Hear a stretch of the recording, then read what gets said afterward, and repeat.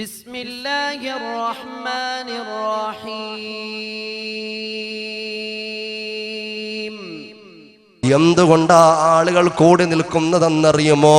ആ ആളുകൾ എന്ത് കാഴ്ചയാ കണ്ടു നിൽക്കുന്നതെന്നറിയുവോ? ഒരു പെണ്ണതാ ഓടച്ചാലിൽ കിടക്കുകയാ. മാലിന്യം കുമിഞ്ഞുകൂടി കിടക്കുന്ന ഓടയുടെ ചാലിൽ ഒരു പെണ്ണ് കിടക്കുകയാ. അതിൻ്റെ അടുത്തൊരു കൊച്ചു കുഞ്ഞിരുന്ന് നിലവിളിക്കുകയാ. ആ ഒരു കാഴ്ചക്കാരുടെ കൂട്ടത്തിൽ കേവലം ഒരു കാഴ്ചക്കാരനായി നോക്കി നിൽക്കാതെ ഈ ചെറുപ്പക്കാരൻ മറ്റാളുകളുടെ സഹായത്തോടെ പെണ്ണിനെയും എടുത്തുകൊണ്ട് ഹോസ്പിറ്റലിൽ ഹോസ്പിറ്റലിൽ കൊണ്ടുപോവുകയാ. അതാ ക്രിട്ടിക്കൽ ICUവിൽ തന്നെ അഡ്മിറ്റ് ആക്കുകയാ സഹോദരങ്ങളെ. അങ്ങനെ ഈ ചെറുപ്പക്കാരൻ്റെ നമ്പർ അവിടെ മെയിൻ ഡോക്ടറുടെ കയ്യിൽ കൊടുത്തു. എന്നിട്ട് ആ ചെറുപ്പക്കാരൻ തൻ്റെ വീട്ടിലേക്ക് പോയി. കുറേ സമയം കഴിഞ്ഞപ്പോൾ ഡോക്ടർ വിളിക്കുകയാ, കോള് വരികയാ. മോനെ അൻഷാദേ, ഇവൾ എവിടെ നിന്ന് വന്നവളാ? ഇവളെ കുറിച്ച് നിനക്ക് വല്ല വിലാസമുണ്ടോ? ഇവളുടെ രോഗം എന്താണെന്നറിയുവോ? ഇതൊക്കെ ചോദിച്ച് അൻഷാദിനോട് ചോദിക്കുമ്പോൾ അൻഷാദ് ഉള്ള കാര്യം പറയുകയാ. ആ ചെറുപ്പക്കാരനോട് ഈ ഡോക്ടർ പറയുകയാ, പൊന്നുമോനെ, ഇവൾ മരണത്തോട് മല്ലിട്ടുകൊണ്ടിരിക്കുന്ന അതിഭയാനകരമായ എയ്ഡ്സ് രോഗം പിടിച്ച പെണ്ണാ മോനെ. ഇത് വലിയ മാരകമായ രോഗം പിടിച്ച് പുഴുക്കൾ നിറച്ചവളെ ചത്തുടങ്ങാൻ പോവുകയാ. മാരകമായ എയ്ഡ്സ് രോഗിയാണെന്ന് പറയുമ്പോൾ അവൻ സ്തബ്ധിച്ചു പോയി. അത്ഭുതത്തോടെ ഹോസ്പിറ്റലിലേക്ക് ഓടുകയാ. ആ പെണ്ണ് ബോധം വന്നു. അവൾ മെല്ലെ മെല്ലെ വർത്തമാനം പറഞ്ഞു തുടങ്ങുകയാ. അവളുടെ കഥയും അവളുടെ ഹിസ്റ്ററിയും അത്ഭുതത്തോടെ ആ ചെറുപ്പക്കാരൻ കേട്ടുകൊണ്ട് നിൽക്കുകയാ. അവൾ മെല്ലെ മെല്ലെ പറയുകയാ, സാമാന്യം സന്തോഷമുള്ളൊരു കുടുംബമാ, തൃശ്ശൂർ ജില്ലയിലാ എൻ്റെ വീട്. എൻ്റെ പേരിന്നതാ, എൻ്റെ വീട് തൃശ്ശൂർ ജില്ലയിലാ. സന്തോഷമുള്ളൊരു ചെറിയ കുടുംബമാ എൻ്റെ കുടുംബം. എൻ്റെ പ്രിയപ്പെട്ട ഉമ്മയും ഉപ്പയും എനിക്ക് അനുയോജ്യനായൊരു ഭർത്താവിനെ അന്വേഷിച്ചു തന്നു. അങ്ങനെ സന്തോഷത്തോടെ മുന്നോട്ട് പോയി. എൻ്റെ വീട്ടിൻ്റെ മേൽക്കൂരയൊക്കെ ഒന്ന് റെഡിയാക്കണമല്ലോ, വീട്ടിലൊരു അഴിച്ചുപണി നടത്തണമല്ലോ. എൻ്റെ പ്രിയപ്പെട്ട ഭർത്താവ് നാട്ടിൽ ചെറിയ പണി ചെയ്താൽ അത് പെട്ടെന്ന് നടക്കൂലല്ലോ. ഒരു വിസയുണ്ടാക്കിയിട്ടതാ പ്രവാസിയായി എൻ്റെ ഭർത്താവ് കടന്നുപോയി. എൻ്റെ ഭർത്താവ് ത്യാഗം ചെയ്തു. അതാ തുച്ഛമായ നാളുകൾ കൊണ്ടതാ 2 ലക്ഷം രൂപ അധ്വാനിച്ചുണ്ടാക്കിയിട്ട് എൻ്റെ പേരിൽ അയച്ചു തന്നു. എന്നിട്ടതാ വീട്ടിൽ ഉപ്പയോട് വിളിച്ചു പറഞ്ഞു, അതാ ഭാര്യയുടെ പേരിൽ അയച്ചു കൊടുത്തിട്ടുണ്ട്. നമ്മുടെ വീടൊന്ന് മെയിൻ്റനൻസ് ചെയ്യണമല്ലോ, അതിൻ്റെ പണിക്കാരെ ഒന്ന് വിളിച്ചു കൊണ്ടുവരണമല്ലോ. അങ്ങനെ എൻ്റെ പ്രായമുള്ള ഉപ്പ പരിസരത്ത് അന്വേഷിച്ചു നടന്നു. അങ്ങനെ പണിക്കാര് കടന്നു വന്നു. ആ വീട്ടിലതാ പണിക്കാര് കടന്നു വന്നു. അവരുടെ വീട്ടിൻ്റെ പരിസരത്ത് തമ്പടിച്ച് താമസിച്ചിരുന്ന തിരുവനന്തപുരം സ്വദേശികളായിരുന്നു. അതേ കളിക്കാവിള സ്വദേശികളായ ഒരു പറ്റം ചെറുപ്പക്കാരാ കടന്നു വന്നത്. അങ്ങനെ പണികൾ അവർ തുടങ്ങിയപ്പോൾ ഭക്ഷണം കൊടുക്കാനും വെള്ളം കൊടുക്കാനും ഈ പെണ്ണിനെയാ മാതാപിതാക്കൾ ഏൽപ്പിച്ചത്. സഹോദരങ്ങളെ, അങ്ങനെ അതാ അതിലൊരു ചെറുപ്പക്കാരൻ, ആ പണിക്കാരിൽപ്പെട്ട ഒരു ചെറുപ്പക്കാരന് വല്ലാത്ത ദാഹമാ. ചില ആളുകൾക്ക് അങ്ങനെ ഇടക്കിടക്ക് വല്ലാത്ത ദാഹം കൂടും. ആ മേശരയിൽപ്പെട്ട ഒരാൾക്ക് വല്ലാത്ത ദാഹമായി. പെട്ടെന്ന് വെള്ളം ചോദിക്കുന്ന വെള്ളം പെട്ടെന്ന് കുടിക്കുക.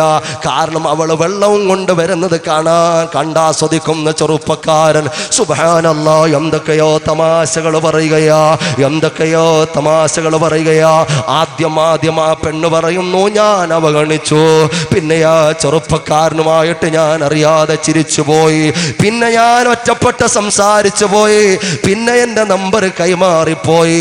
പിന്നെ ഞാൻ ഫോണിലൂടെ നിരന്തരം സംസാരിച്ചു പോയി.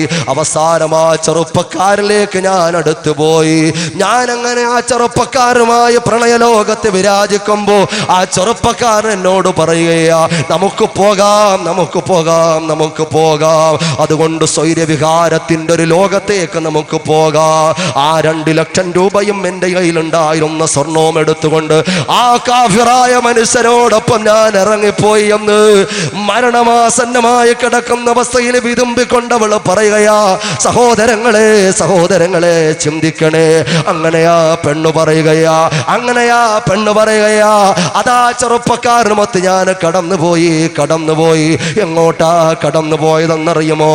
ഈ സ്വർണവും എൻ്റെ കയ്യിൽ ഉണ്ടായിരുന്ന പണവും വിറ്റുകൊണ്ട് ഞാൻ നെയ്യാറ്റിൻകരയിൽ എൻ്റെ കാമുകനതാ ഒരു തടി കച്ചവടമൊക്കെ തുടങ്ങി. അവിടെ ഒരു വീട് വാടകയ്ക്കെടുത്തു. അങ്ങനെ ജീവിതം അങ്ങനെ മുന്നോട്ട് കടന്നുപോയി. പാതിരാ സമയമാകുമ്പോൾ പട്ടച്ചാരായം അടിച്ചുകൊണ്ട് 4 കാലിൽ കറങ്ങി വരുന്ന കാമുകനെയാ കാണുന്നത്.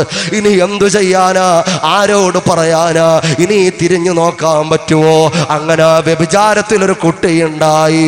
ആ പെണ്ണു പറയുകയാ, അങ്ങനെ കുറച്ചു നാൾ കഴിഞ്ഞപ്പോൾ തൻ്റെ കുറെ കൂട്ടുകാരുമായിട്ടാ പിന്നെ തൻ്റെ കാമുകന്റെ വരവ്. ആ കൂട്ടുകാരുമായിട്ട് അങ്ങനെ അടുത്തടുത്ത് വന്നു. ആ കൂട്ടുകാരി ആളെ മാറ്റി നിർത്തിയിട്ട് അവളെ ഉപദ്രവിക്കാൻ തുടങ്ങി. പീഡിപ്പിക്കാൻ ശ്രമിച്ചു. തന്നെ വിൽപ്പന ചരക്കാക്കാൻ പോവുകയാണെന്ന് അവൾക്ക് മനസ്സിലായി. അവളാ കൈക്കുഞ്ഞുമായി പുറത്തേക്ക് ഇറങ്ങി ഓടുകയാ. പാതിരാവിന്റെ കൂരിരുളിൽ അവൾ ഇറങ്ങി ഓടുകയാ. അങ്ങനെ ഓടി തുമ്പാൻ ഒരു ബസ് സ്റ്റാൻഡിന്റെ അടുത്തെത്തി. അപ്പോൾ ഒരു പെണ്ണിനെ കണ്ടുമുട്ടി.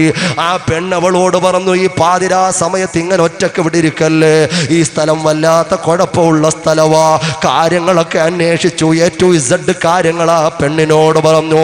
ആ പെണ്ണ് പറഞ്ഞു, ഇന്ന് ഞാൻ അഭയം നൽകാം, കുഴപ്പമില്ല, ഇന്ന് എൻ്റെ കൂടെ പോരേന്നൊക്കെ പറഞ്ഞ ആ പെണ്ണ് കൊണ്ടുപോയി. ആ പെണ്ണാരാണെന്നറിയുമോ? ആ നാട്ടിലെ ഏറ്റവും വലിയ സെക്സ് റോക്കറ്റിലെ കണ്ണിയാ. അവളും കൊണ്ടുപോയി പെണ്ണിനെ വിൽപ്പന നടത്തി. ഒരുപാട് ആളുകൾക്ക് അവലും വിറ്റു. അവസാനം എയ്ഡ്സ് രോഗം പിടിച്ചപ്പോൾ സഹോദരങ്ങളെ, കൂട്ടത്തിൽ ഒരു കാര്യവും കൂടി പറയുകയാ. ഈ പെണ്ണതാ ഇടക്ക് വീട്ടിലേക്ക്, ആ ബസ് സ്റ്റോപ്പിൽ വന്ന് വീട്ടിലേക്കൊന്ന് വിളിക്കാമെന്ന് തോന്നിയല്ലോ. ആര് സ്വീകരിച്ചില്ലെങ്കിലും തൻ്റെ പ്രിയപ്പെട്ട ഉമ്മ ഒരു പക്ഷേ ഒളിച്ചെങ്കിലും പാത്തെങ്കിലും തന്നോടൊരു വർത്തമാനം പറയുമല്ലോ. അതുകൊണ്ട് വീട്ടിലേക്ക് വിളിക്കാനുള്ള മനസ്സ് വന്നില്ല. അപ്പുറത്തെ വീട്ടിലേക്ക് വിളിച്ചു. ഇപ്പുറത്തെ ആളാരെന്നറിയാതെ, ആളാരാണ് വിളിക്കുന്നതെന്നറിയാതെ അപ്പുറത്തെ വീട്ടിൽ വിളിച്ചു. അപ്പോൾ അറിഞ്ഞ കാര്യം എന്താണെന്നറിയുവോ? ആ മകൾ ഇറങ്ങിപ്പോയ വിഷമത്തിൽ പ്രായം ചെന്ന ഉപ്പയും ഉമ്മയും ഹൃദയം പൊട്ടി മരിച്ചു. പെങ്ങളെ, ഹൃദയം പൊട്ടി മരിച്ചു. താങ്ങാനാവാതെ രണ്ടുപേരും മണ്ണോട് ചേർന്ന് പോയി. എൻ്റെ പ്രിയപ്പെട്ട പെങ്ങളെ, ഒരു ഉമ്മായിക്കും താങ്ങൂല പൊന്നുമോള്, ഒരു വാപ്പായിക്കും താങ്ങൂല പൊന്നുമോള്, ഒരു സഹോദരനും താങ്ങൂല പൊന്നുമോള്. ആ ഹൃദയത്തിന്റെ കത്തൽ അവസാനിക്കണമെങ്കിൽ റൂഹ് പിടിക്കണം. അതുവരെ തീജ്വാലകളായി നിന്റെ ഉമ്മയുടെ ഉപ്പയുടെ കണ്ണുനീരിങ്ങനെ വാർന്നുകൊണ്ടിരിക്കും പൊന്നുമോള്. അതുകൊണ്ട് നരകം വിലക്ക് വാങ്ങല്ല പൊന്നുമോള്. അല്പസുഖത്തിന് വേണ്ടി നിന്റെ ശാശ്വത സുഖം നഷ്ടപ്പെടുത്തല്ല പൊന്നുമോള്. ആ പെണ്ണു പറയുകയാ, അങ്ങനെ ഇവളും കൊണ്ടുപോയി കുറെ ആളുകൾക്ക് എന്നെ കാഴ്ചവെച്ചു. അവസാനം മാരകമായ എയ്ഡ്സ് രോഗത്തിൽ ഞാൻ അടിമപ്പെട്ടു. അവസാനം ഈ ഓടയിൽ കൊണ്ട് തെള്ളിയിട്ട് അവര് പോയതാ. അങ്ങനെയുള്ള പെണ്ണാ ഞാനെന്ന് പറയുമ്പോ ആ പരിസരത്ത് നിന്ന് ഡോക്ടേഴ്സ് ഉൾപ്പെടെ ഈ അൻഷാദ് എന്ന് പറയുന്ന ചെറുപ്പക്കാരൻ ഉൾപ്പെടെ പൊട്ടിക്കറന്നു പോയെങ്കിൽ പെങ്ങളെ അല്ല വിടൂല. പടച്ച തമ്പുരാൻ ഈ ലോകത്ത് തന്നെ വെച്ച് പാഠം പഠിപ്പിക്കുന്ന ഒരു കേസാ, മറന്നു പോകണ്ട. അതുകൊണ്ട് അള്ളാഹുവിന്റെ ദീനിനെ വിട്ട് കളിക്കല്ല മോളെ. അള്ളാഹു അനുവദിച്ചു തന്ന സന്തോഷകരമായൊരു ജീവിതത്തെ തച്ചുടക്കല്ല പൊന്നുമോളെ. എൻ്റെ പ്രിയപ്പെട്ട പെങ്ങളെ ഞാൻ പറയുകയാ.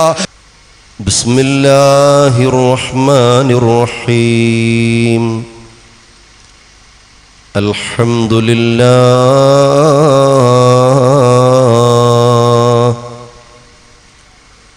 അൽഹംദുലില്ലാഹി റബ്ബിൽ ആലമീൻ الذي أكرمنا بالإيمان دائم الجود والإحسان كريم العفو والغفران الذي كل شيء سواه فان والذي أرسل نبينا وحبيبنا ومعشوقنا ومصطفانا ومجتبانا محمدا صلى الله عليه وسلم رحمة للعالمين وراحة للعاشقين ومراد المشتاقين. اللهم صل وسلم وبارك على سيدنا محمد وعلى آله وصحبه أجمعين. رب اشرح لي صدري ويسر لي أمري واحلل عقدة من لساني يفقه قولي واجعل لي وزيرا من أهلي هارون أخي اشدد به أزري وأشركه في أمري شبيهك بدر الليل بل أنت أنور ووجهك من ماء الملاحة يزهر صلاة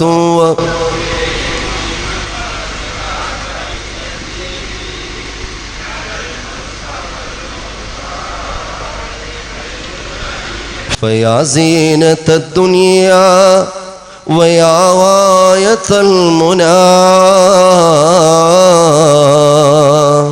فمن ذا الذي عن حسين فجهك يبصر صلاة وتسليم وأزكى تحيتي على المصطفى المختار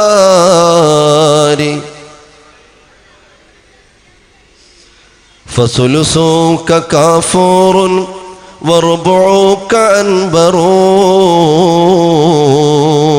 وخمسك ياقوت وباقيك جوهر صلاة وتسليم أزكى تحيتي على المصطفى المختار خير البرية مصطفى جانے رحمت پہ لاکھوں سلام مصطفیٰ جانے رحمت پہ لاکھوں سلام شمع بز میں ہدایت پہ لاکھوں سلام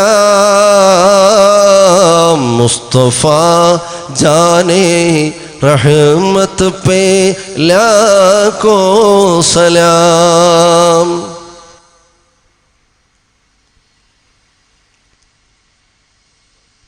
ഏറ്റവും ആദരണീയരായ മുഹമ്മദ് ഉസ്താദ് അവറുകൾ,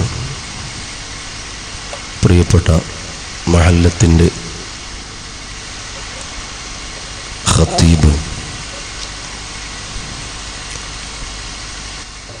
നൗഫൽ അൽ ഫാദിലി ഉസ്താദ്, എൻ്റെ പ്രിയപ്പെട്ട സുഹൃത്ത് ശിഹാബുദ്ദീൻ നിലാമി ഉസ്താദ് അവറുകൾ തുടങ്ങി വേദിയിലും സദസ്സിലും ഉപവിഷ്ടരായിട്ടുള്ള പണ്ഡിതന്മാരെ, സ്നേഹസമ്പന്നരായ മാതാപിതാക്കളെ, വാത്സല്യനിധികളായ കൊച്ചനുജന്മാരെ, സഹോദരീ സഹോദരന്മാരെ, പടച്ച തമ്പുരാൻ നമ്മിൽ നിന്നും ഈ സതുദ്യമം സമ്പൂർണമായും സ്വീകരിക്കുമാറാകട്ടെ.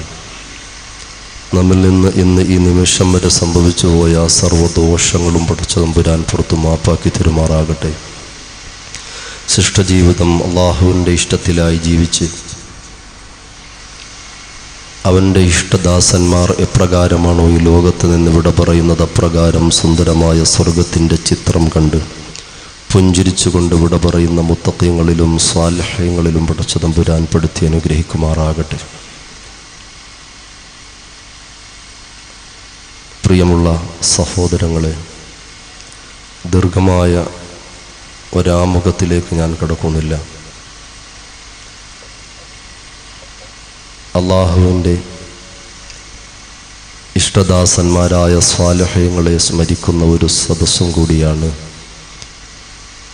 പരിശുദ്ധമായ മുഹറം 10 പുണ്യമായ രാത്രി കൂടിയാണ്. ഒരുപാട് സ്വാലിഹീങ്ങളും മുത്തഖീങ്ങളും ധാരാളം ആത്മീയമായ അധ്വാനങ്ങൾ നടത്തുന്ന പ്രത്യേകമായ ഒരു രാത്രി കൂടിയാണ്. എന്തായിരുന്നാലും നമ്മളൊക്കെ അള്ളാഹു തിരഞ്ഞെടുത്ത ആളുകളാണ് എന്ന് ഒറ്റ വാക്കിൽ ഞാൻ അതിനെക്കുറിച്ച് ഓർമ്മപ്പെടുത്തുകയാണ്.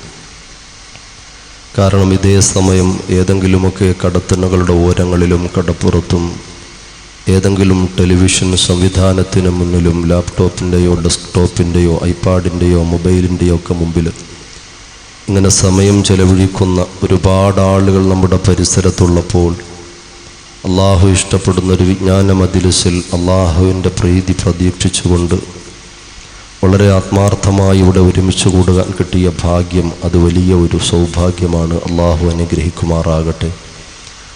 അള്ളാഹുവിൻ്റെ പൊരുത്തത്തിലായി ഇതിൻ്റെ ആദ്യാവസാനം മുഴുവൻ ദിനങ്ങളും എല്ലാ കാര്യങ്ങളും അള്ളാഹു തൃപ്തിപ്പെടുമാറാകട്ടെ. പ്രിയപ്പെട്ട സഹോദരങ്ങളെ, യുവത്വത്തെ സംബന്ധിച്ചിടത്തോളം ചില പരാമർശങ്ങളാണ് നമുക്ക് നടത്താനുള്ളത്.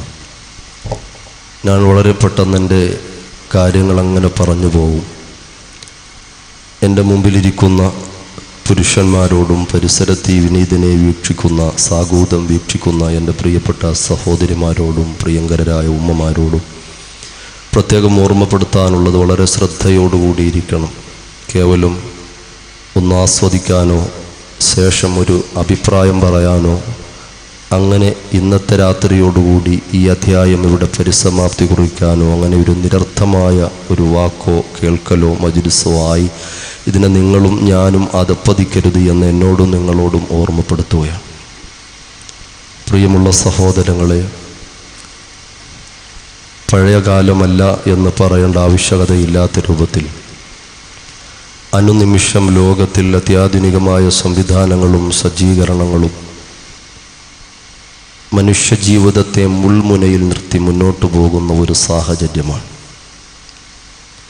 കഴിഞ്ഞുപോയ കാലങ്ങളിൽ അല്ലെങ്കിൽ കഴിഞ്ഞുപോയ നൂറ്റാണ്ടിൽ 4 ലക്ഷം കിലോമീറ്ററുകൾക്കപ്പുറത്ത് നിൽക്കുന്ന അമ്പിളിയമ്മാവനെ ചൂണ്ടി മുറ്റത്ത് നിൽക്കുന്ന അല്ലെങ്കിൽ ഉമ്മറപ്പടിയിലുള്ള പ്രിയപ്പെട്ട ഉമ്മ ആ കുഞ്ഞിനോട് ഭക്ഷണം കൊടുക്കാൻ വേണ്ടി ആ അമ്പിളിമാമനെ പിടിച്ചു തരാം എന്ന് ഒരു ഭംഗിവാക്ക് പറഞ്ഞ് വളരെ സന്തോഷത്തോടുകൂടി പ്രിയപ്പെട്ട കുരുന്നിന് ഭക്ഷണം കൊടുക്കുന്ന കഥകൾ പലപ്പോഴും നമ്മൾ കേട്ടിട്ടുള്ളവരാണ്.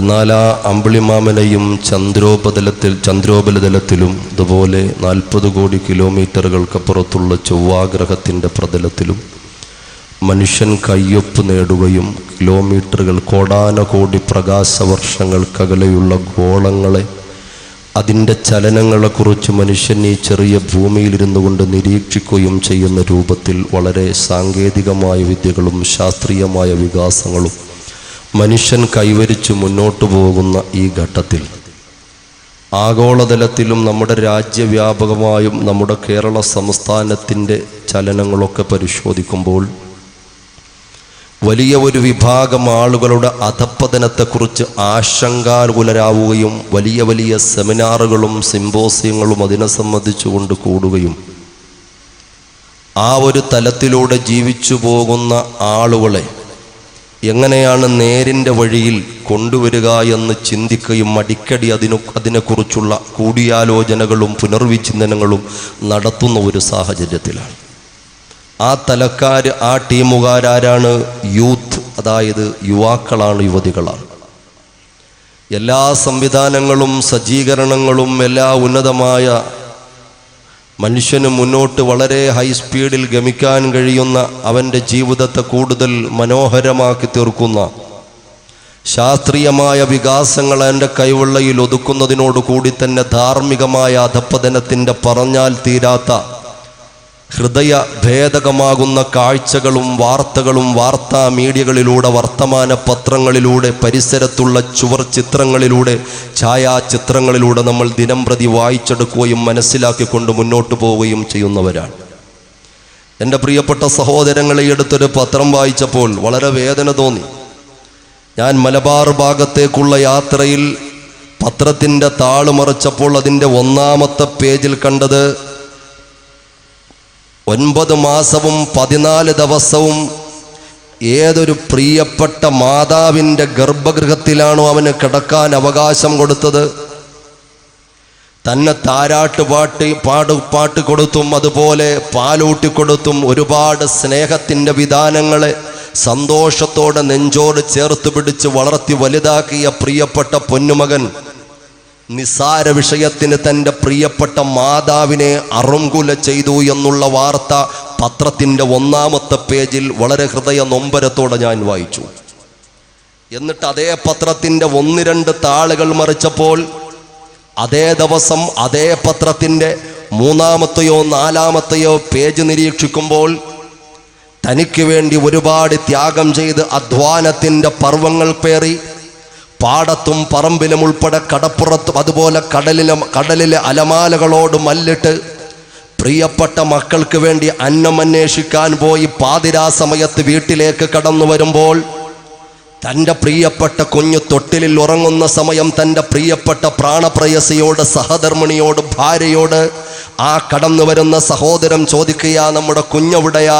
നമ്മുടെ പ്രിയപ്പെട്ട ഉമ്മയും അമ്മയും മാതാവും തൊട്ടിലിൽ കിടന്ന് ആടിയുറങ്ങുന്ന പ്രിയപ്പെട്ട നമ്മളിലേക്ക് പുഞ്ചിരിയോടെ ചൂണ്ടിക്കാണിക്കുകയും ആ തൊട്ടിലേക്ക് വിയർപ്പുണങ്ങാത്ത പ്രിയപ്പെട്ട നമ്മുടെ പിതാവ് ആ തൊട്ടിലോട് ചേർത്ത് ആ പ്രിയപ്പെട്ട മക്കളുടെ ചുണ്ടുകളിലല്ല അവരുടെ കാൽ ചുവട്ടടികൾ അവരുടെ ചുവന്ന നിറം മാറാത്ത ചോരമണക്കുന്ന കാലിൽ ചുംബനങ്ങൾ കൊടുത്തു മുത്തം കൊടുത്തു പോയ ഒരുപാട് രാത്രികൾ സമ്മാനിച്ച പ്രിയപ്പെട്ട പിതാവ്, അങ്ങനെയുള്ളൊരു പിതാവിനെ പ്രിയപ്പെട്ട മകൻ മർദ്ദിച്ചു കൊന്നു എന്നതിൻ്റെ 3-ാമത്തെയോ 4-ാമത്തെയോ പേജിൽ വളരെ വേദനയോടുകൂടി ഞാൻ വായിച്ചു. ഒരു പത്രത്തിലെ 2 വാർത്തകളാ, ഒരു പത്രത്തിലെ ഒരു ദിവസത്തിലെ 2 വാർത്തകളാ. അതിൽ ഒരു വാർത്ത അങ്ങ് വടക്കൻ മലബാറിൽ ബത്തേരിയാണെങ്കിൽ അതിൽ മറ്റൊരു വാർത്ത ഇങ്ങ് തെക്ക് ഭാഗത്ത് തിരുവനന്തപുരം ജില്ലയിൽ നെടുമങ്ങാടാണെങ്കിൽ എന്നെ കൂടുതൽ അത്ഭുതപ്പെടുത്തിയത് എൻ്റെ പ്രിയപ്പെട്ട സഹോദരങ്ങളെ, പ്രദീപെന്നും അരുണെന്നും പേരുള്ള ഈ യുവാക്കളുടെ പ്രായം 22 വയസ്സാണ്. ഇത് യാദൃച്ഛികമായിരിക്കാം. ഇങ്ങനെ 22 വയസ്സുകാരായ 2 യുവാക്കൾ തനിക്ക് പ്രിയപ്പെട്ടവരായ ഏറ്റവും കൂടുതൽ കടമയും കടപ്പാടുകളും അതിൻ്റെ കടമ്പകളും പറഞ്ഞാൽ തീരാത്ത പ്രിയപ്പെട്ട മാതാവിനെയും പിതാവിനെയും മറുങ്കുല ചെയ്ത വാർത്ത ഈ അടുത്ത് ഞാൻ വായിച്ചപ്പോൾ എൻ്റെ പ്രിയപ്പെട്ട ചെറുപ്പക്കാരാ, എങ്ങോട്ടാണ് ഈ യുവത്വത്തിൻ്റെ പോക്ക് എന്ന് വളരെ കാലോചിതമായി ചിന്തിക്കേണ്ടുന്നൊരു സാഹചര്യം കൂടിയാണ്. ഈ അടുത്ത സമയത്ത് നമ്മളെയെല്ലാം വളരെ അത്ഭുതപ്പെടുത്തിക്കൊണ്ട് പുറത്തൊരു റിപ്പോർട്ട് കടന്നു വന്നു. എന്താണ് ആ റിപ്പോർട്ട് എന്നറിയുമോ? ഇന്ത്യയിൽ ഏറ്റവും കൂടുതൽ അശ്ലീലതകൾ തിരയുന്ന യുവതികളുടെ കണക്കെടുത്തപ്പോൾ, ചിന്തിക്കണേ, എന്താ പറഞ്ഞത്? നാം പാർക്കുന്ന ഈ ഭാരതത്തിൻ്റെ സവിശേഷതകളും അസമത്വങ്ങളോ ഒന്നും ഞാൻ ഇപ്പോൾ പറയുന്നില്ല. അതിൻ്റെ സാഹചര്യങ്ങൾ ഉണ്ടെങ്കിൽ ഇൻഷാ അല്ലാഹ് ആ സമയം നമുക്ക് ചർച്ച ചെയ്യാം. എന്തായിരുന്നാലും അള്ളാഹു നമുക്ക് സമാധാനത്തോടു കൂടിയുള്ളൊരു ജീവിതം ഈ രാജ്യത്ത് തരുമാറാകട്ടെ. ഇതിനുവേണ്ടി പോരാടി ജീവൻ കൊടുത്ത് രക്തം കൊടുത്ത് എല്ലാം കൊടുത്ത് അർപ്പിച്ച് സമർപ്പണ ബോധത്തോടു കൂടി രാജ്യത്തിലെ ഏറ്റവും വലിയ സമര പോരാട്ടം നടത്തിയ വളരെ വീരേതിഹാസം രചിച്ച മുൻഗാമികൾ കണ്ട രാജ്യത്തിൻ്റെ സുവർണമായ ആ ഒരു അന്തരീക്ഷം പടച്ച തമ്പുരാൻ ഈ രാജ്യത്ത് നിലനിർത്തി തരുമാറാകട്ടെ. അതിനുള്ളൊരു അവസരം അല്ലാഹു തആല നൽകുമാറാകട്ടെ. തൽക്കാലം ഞാനൊരു പ്രാർത്ഥന മാത്രം ആ വിഷയവുമായി ബന്ധപ്പെടുത്തിയിട്ട് ഇരിക്കുകയാണ്. ഞാൻ പറഞ്ഞു വരുന്നത്, ഈ ഇന്ത്യ മഹാരാജ്യത്തില് ഏറ്റവും കൂടുതൽ സാക്ഷരത, സമ്പൂർണമായ സാക്ഷരത കൈവരിച്ചു എന്ന് അവകാശപ്പെടുന്ന നമ്മുടെ കേരളത്തിൻ്റെ മഹത്വം നമുക്കറിയാം. ഏറ്റവും കൂടുതൽ വിദ്യാസമ്പന്നരായ ആളുകൾ പാർക്കുന്ന ഒരു നാട്, രാജ്യത്തിൽ 97.3% സാക്ഷരത കൈവരിച്ചിട്ടുള്ള ഒരു സ്റ്റേറ്റ് എന്ന് പറയുന്നത് നാം പാർക്കുന്ന മലയാളി മണ്ണാകുന്ന കേരളമാണ്. ബിരുദവും ബിരുദാനന്തര ബിരുദവും ബിരുദങ്ങളുടെ അക്ഷരമാല കൂട്ടങ്ങളും സ്വന്തം പേരിനോടൊത്ത് മേമ്പടി ചേർത്തെഴുതി വെച്ച് വളരെ ഉന്നത നിലവാരത്തിലുള്ളവരാ, വിജ്ഞാനത്തിൻ്റെ ഗിരിശൃംഗങ്ങളിലൂടെ കടന്നുപോയവരാ ഞങ്ങളെന്ന വല്ലാത്ത ഒരു വിലാസവുമായി മുന്നോട്ട് പോകുന്ന ഈ കേരളമുണ്ടല്ലോ, ഇന്ത്യയിൽ ഏറ്റവും കൂടുതൽ അശ്ലീലമായ സൈറ്റുകൾ, പോൺ സൈറ്റുകൾ, കാണാൻ അരുതാത്ത അരുതായ്മകൾ കാണിക്കുന്ന സൈറ്റുകൾ തിരയുന്ന യുവതികളുടെ കണക്കെടുത്തപ്പോൾ ഈ പറയപ്പെട്ട കേരളത്തിലുള്ള പെണ്ണുങ്ങളാ അതിൽ 1-ാം സ്ഥാനമെന്ന് വളരെ ലജ്ജയോടുകൂടി ഞാൻ ഓർമ്മപ്പെടുത്തുകയാണ്. അതാ ഞാൻ പറഞ്ഞത്, ആഗോളതലത്തിലും അതുപോലെ രാജ്യവ്യാപകമായും സംസ്ഥാന വ്യാപകമായും അതിരുവിട്ട് ഓടുന്ന, അതിലംഘനം കാണിക്കുന്ന, ആഭാസങ്ങളോടടുപ്പം കാണിച്ച് പരിഷ്കാരങ്ങളെ മാത്രം പുൽകുന്ന അവൻ്റെ ത്യാഗോജ്വലമായ മുൻഗാമികൾ കടന്നുപോയ ഇന്നലകളെക്കുറിച്ച് ഒരിക്കൽ പോലും ഓർക്കാത്ത അപകടകരമായ ഭീതിതമായ ഒരു സാഹചര്യം വിതച്ചുകൊണ്ട് മുന്നോട്ട് കടിഞ്ഞാൺ പൊട്ടിയ കുതിരകളെപ്പോലെ പായുന്ന ഈ പുതിയ തലമുറയുടെ ന്യൂ ജനറേഷൻ്റെ പുതിയ തലമുറയുടെ യുവതികളുടെയും യുവാക്കളുടെയും കാൽവപ്പുകൾ അവബോധത്തിൻ്റെ കാൽവപ്പുകളാക്കി മാറ്റാൻ ഗവൺമെൻറ് തലത്തിൽ പോലും ചർച്ചകൾ നടക്കുകയാ. എൻ്റെ പ്രിയപ്പെട്ട സഹോദര, എൻ്റെ മുമ്പിലിരുന്ന് ശബ്ദം ശ്രവിക്കുന്ന, എന്നെ വീക്ഷിക്കുന്ന എൻ്റെ പ്രിയപ്പെട്ട യുവാക്കളോട് യുവതികളോട് ഞാൻ പറയുകയാ, അള്ളാഹുവിൻ്റെ അനുഗ്രഹം കൊണ്ട്, പടച്ച തമ്പുരാൻ്റെ അനുഗ്രഹം കൊണ്ട് അള്ളാഹു നൽകിയ ഏറ്റവും വലിയൊരു നിഅമത്താണ് നമ്മുടെ യുവത്വം. ഏറ്റവും വലിയൊരു നിഅമത്താ, ഏറ്റവും വലിയൊരു നിഅമത്താ. അതിനേക്കാളും വലിയ ഒരു നിഅമത്ത് അല്ലാഹുവിൻ്റെ ദുനിയാവിലില്ല എന്ന് പറഞ്ഞാൽ എൻ്റെ പ്രിയപ്പെട്ട സഹോദരങ്ങളെ മറ്റൊരഭിപ്രായം പറയാനില്ല. കാരണം ഇസ്ലാമിനെ സംബന്ധിച്ചിടത്തോളം 2ാം സ്ഥാനമാണ് അവനുള്ള ഏറ്റവും കരുത്തുറ്റ ആർജവമുള്ള അവൻ്റെ ആഫിയത്തിന് അല്ലാഹുവിൻ്റെ ദീൻ കൊടുത്തിട്ടുള്ളത്. അല്ലാഹുവിൻ്റെ ദീൻ ആഫിയത്തിന് കൊടുത്തിട്ടുള്ളത് 2ാം സ്ഥാനവാ. അതുകൊണ്ടാ ഇത് ഷാഫി മസ്ലക്കുകാരല്ലേ, നമ്മൾ ഷാഫിയാക്കളാണോ ഉള്ളത്? അനഫി മുസല്ലയാണോ ഷാഫിയാണോ? ഷാഫിയ. നമ്മളൊക്കെ സുബഹി നിസ്കാരത്തിൻ്റെ 2ാമത്തെ റക്അത്തിൽ ഇഅ്തിദാലിന് ശേഷം പടച്ച തമ്പുരാനോട് ഇരു കരങ്ങളും ഉയർത്തിക്കൊണ്ട് അല്ലാഹു റബ്ബുൽ ഇസ്സത്തിനോട് പ്രഭാത സമയത്തിൽ നമ്മൾ ചോദിക്കുകയാ, അല്ലാഹുമ്മ ഹ്ദിനാ ഫീമൻ ഹദൈത,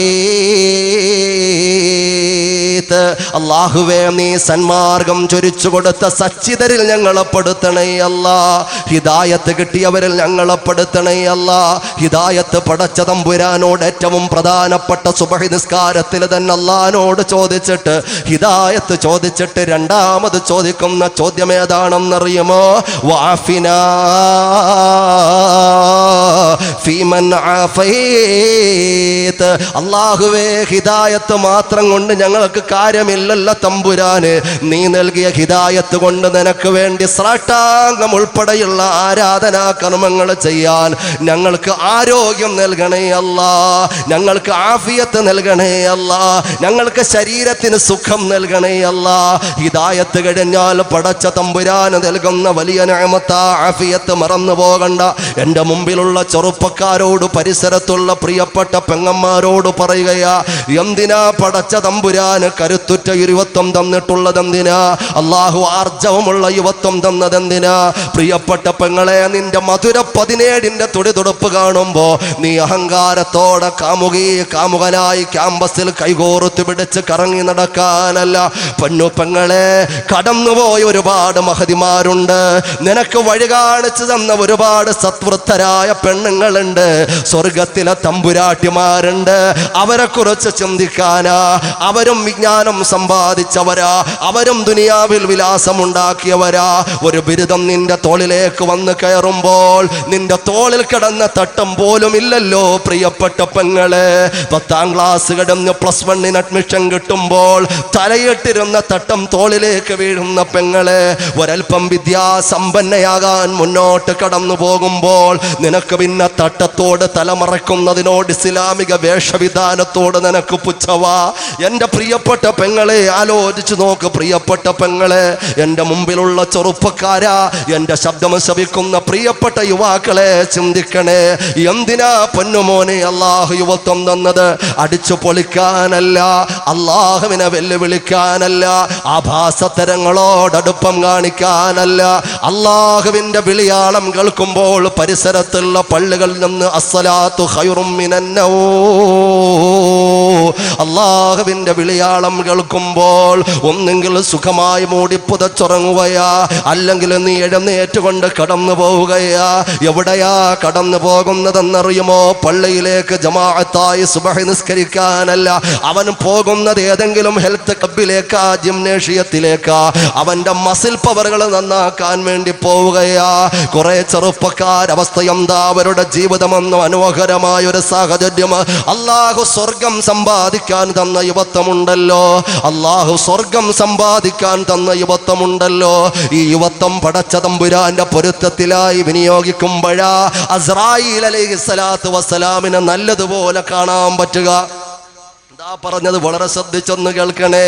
അള്ളാഹു തന്നിട്ടുള്ള ഈ ആർജവമുള്ള യുവത്വമുണ്ടല്ലോ, ഈ കരുത്തുള്ള യുവത്വമുണ്ടല്ലോ, ഈ മസിൽ പവറുള്ള യുവത്വമുണ്ടല്ലോ, ഈ തൻ്റെ ഇടമുള്ള യുവത്വമുണ്ടല്ലോ, ആരെയും വെല്ലുവിളിക്കാനുള്ള യുവത്വമുണ്ടല്ലോ, അങ്ങനെയുള്ള വളരെ ആർജവമുള്ള യുവത്വം കൊണ്ട് കിട്ടേണ്ട അമൂല്യമായ സമ്പത്ത് ഏതാണെന്നറിയുവോ?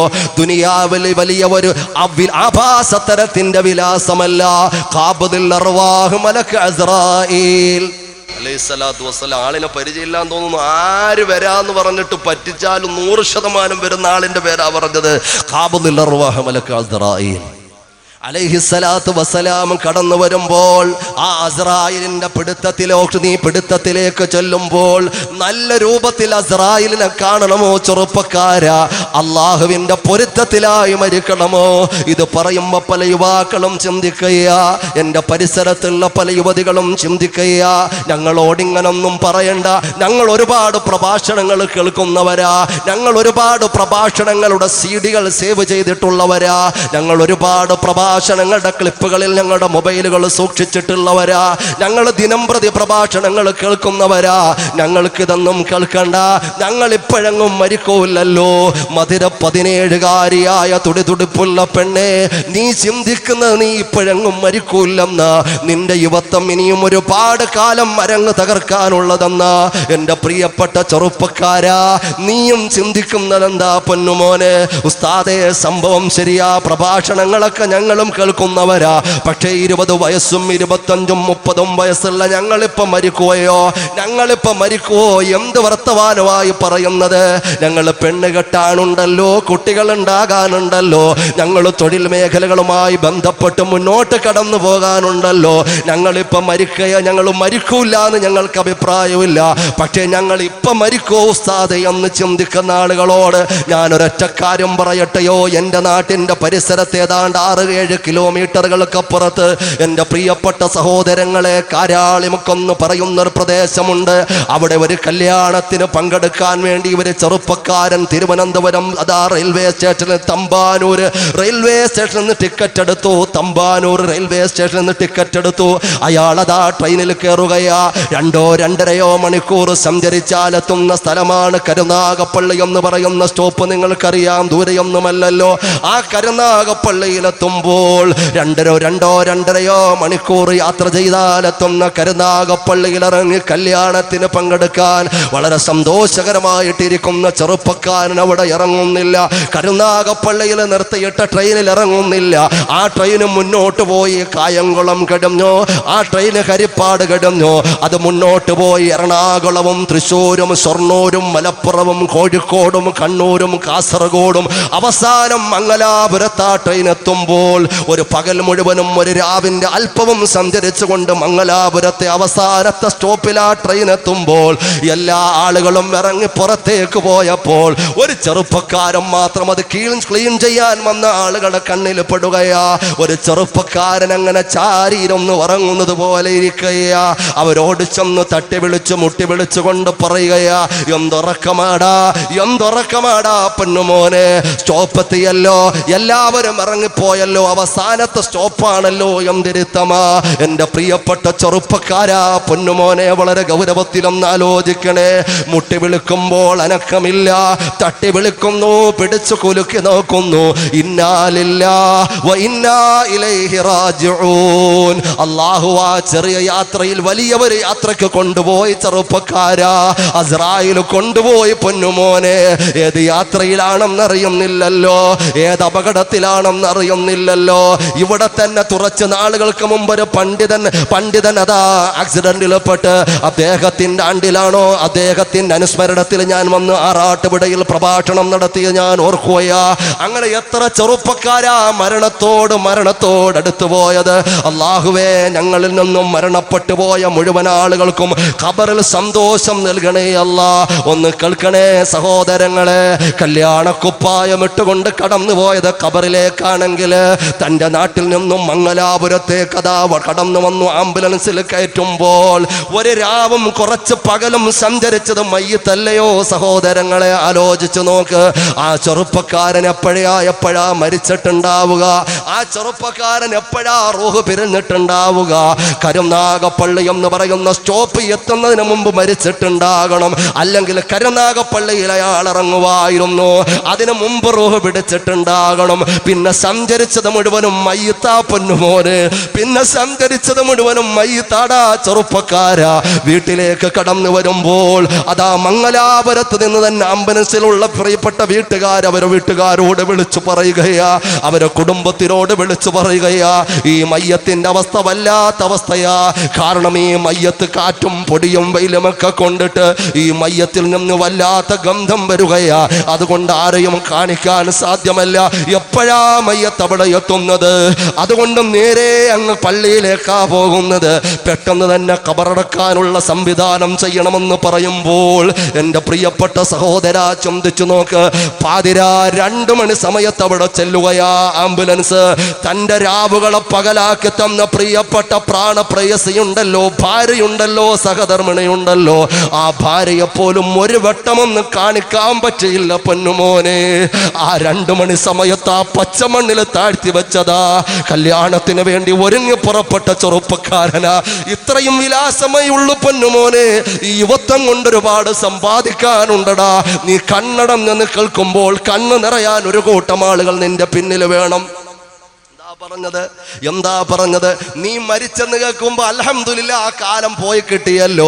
ഇനി അവരുടെ വീട് നന്നാകും, ഇനി അവരുടെ നാട് നന്നാകും, ഇനി ആ നാട്ടിലെ സന്തോഷം ഉണ്ടാകും, ഇനി ആ നാട്ടിലുള്ള പെൺകുട്ടികൾക്ക് നേരെ ചൊവ്വേ ബസ് സ്റ്റോപ്പിൽ നിൽക്കാൻ പറ്റും, ഇനി ആ നാട്ടിലുള്ളവർക്ക് പ്രശ്നം ഉണ്ടാവൂല, ഇനി അവിടെ മദ്യത്തിന്റെ കുപ്പികൾ കിടക്കൂല, ഇനി അവിടെ പോലീസുകാർ വന്നു കയറൂല. അൽഹംദുലില്ലാ, അവനങ്ങ് പോയി കിട്ടിയല്ലോ എന്ന് നിന്റെ പരിസരത്തുള്ള ആളുകൾ പറയുന്നൊരവസ്ഥയുണ്ട്. പൊന്നുമോനെ, അള്ളാഹുവിന്റെ കത്തിക്കാളുന്ന നരക സമാനമായ ഖബറുമാറും മറന്നു പോകണ്ട. മറിച്ച് നീ കണ്ണടയുമ്പോൾ കണ്ണുകൾ നിറയാൻ ഒരു കൂട്ട ആളുകൾ വേണം.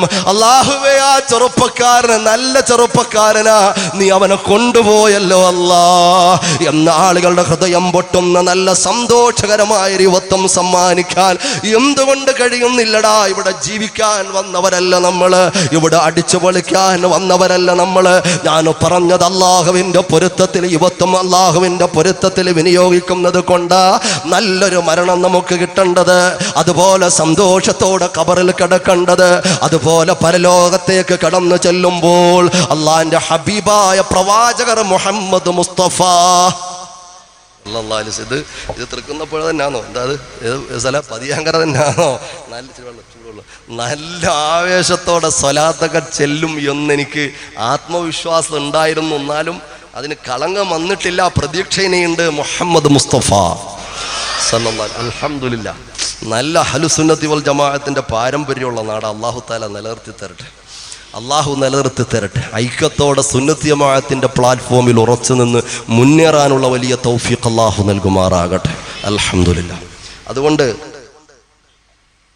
അള്ളാഹിന്റെ ഹബീബായ പ്രവാചകർ മുഹമ്മദ് മുസ്തഫ സല്ലല്ലാഹു അലൈഹി വസല്ലമ തങ്ങള്, അള്ളാഹിന്റെ ഹബീബായ പ്രവാചകൻ നേതൃത്വം കൊടുക്കുന്ന വലിയ ഒരു വിങ് പരലോകത്തിലുണ്ട്. ആ വിങ് അതിൻ്റെ അള്ളാഹിന്റെ റസൂലിന്റെ പരിസരത്ത് പ്രവാചകന്മാര് നിൽക്കുമ്പോൾ, ഹബീബായ പ്രവാചകന്റെ പരിസരത്ത് സ്വഹാബികൾ നിൽക്കുമ്പോൾ അവിടെ അബൂബക്കർ സിദ്ദീഖ് റളിയല്ലാഹു തആല അൻഹു ഉണ്ട്. ഇസ്ലാമിക റിപ്പബ്ലിക്കിന്റെ വലിയ വലിയ വലിയ മുന്നേറ്റം നടത്തിയ 20 ഭൗതിക സാമ്രാജ്യത്തിന്റെയും ഒരു ആത്മീയ സാമ്രാജ്യത്തിന്റെയും ചെങ്കോലുവാണ് ഉമറുൽ ഫാറൂഖ് തങ്ങളുണ്ട്, ഉസ്മാൻ ഇബ്നു അഫ്ഫാൻ തങ്ങളുണ്ട്, അലിയുൽ മുർത്തലായുണ്ട്, പല സഹാബികളുമുണ്ട്.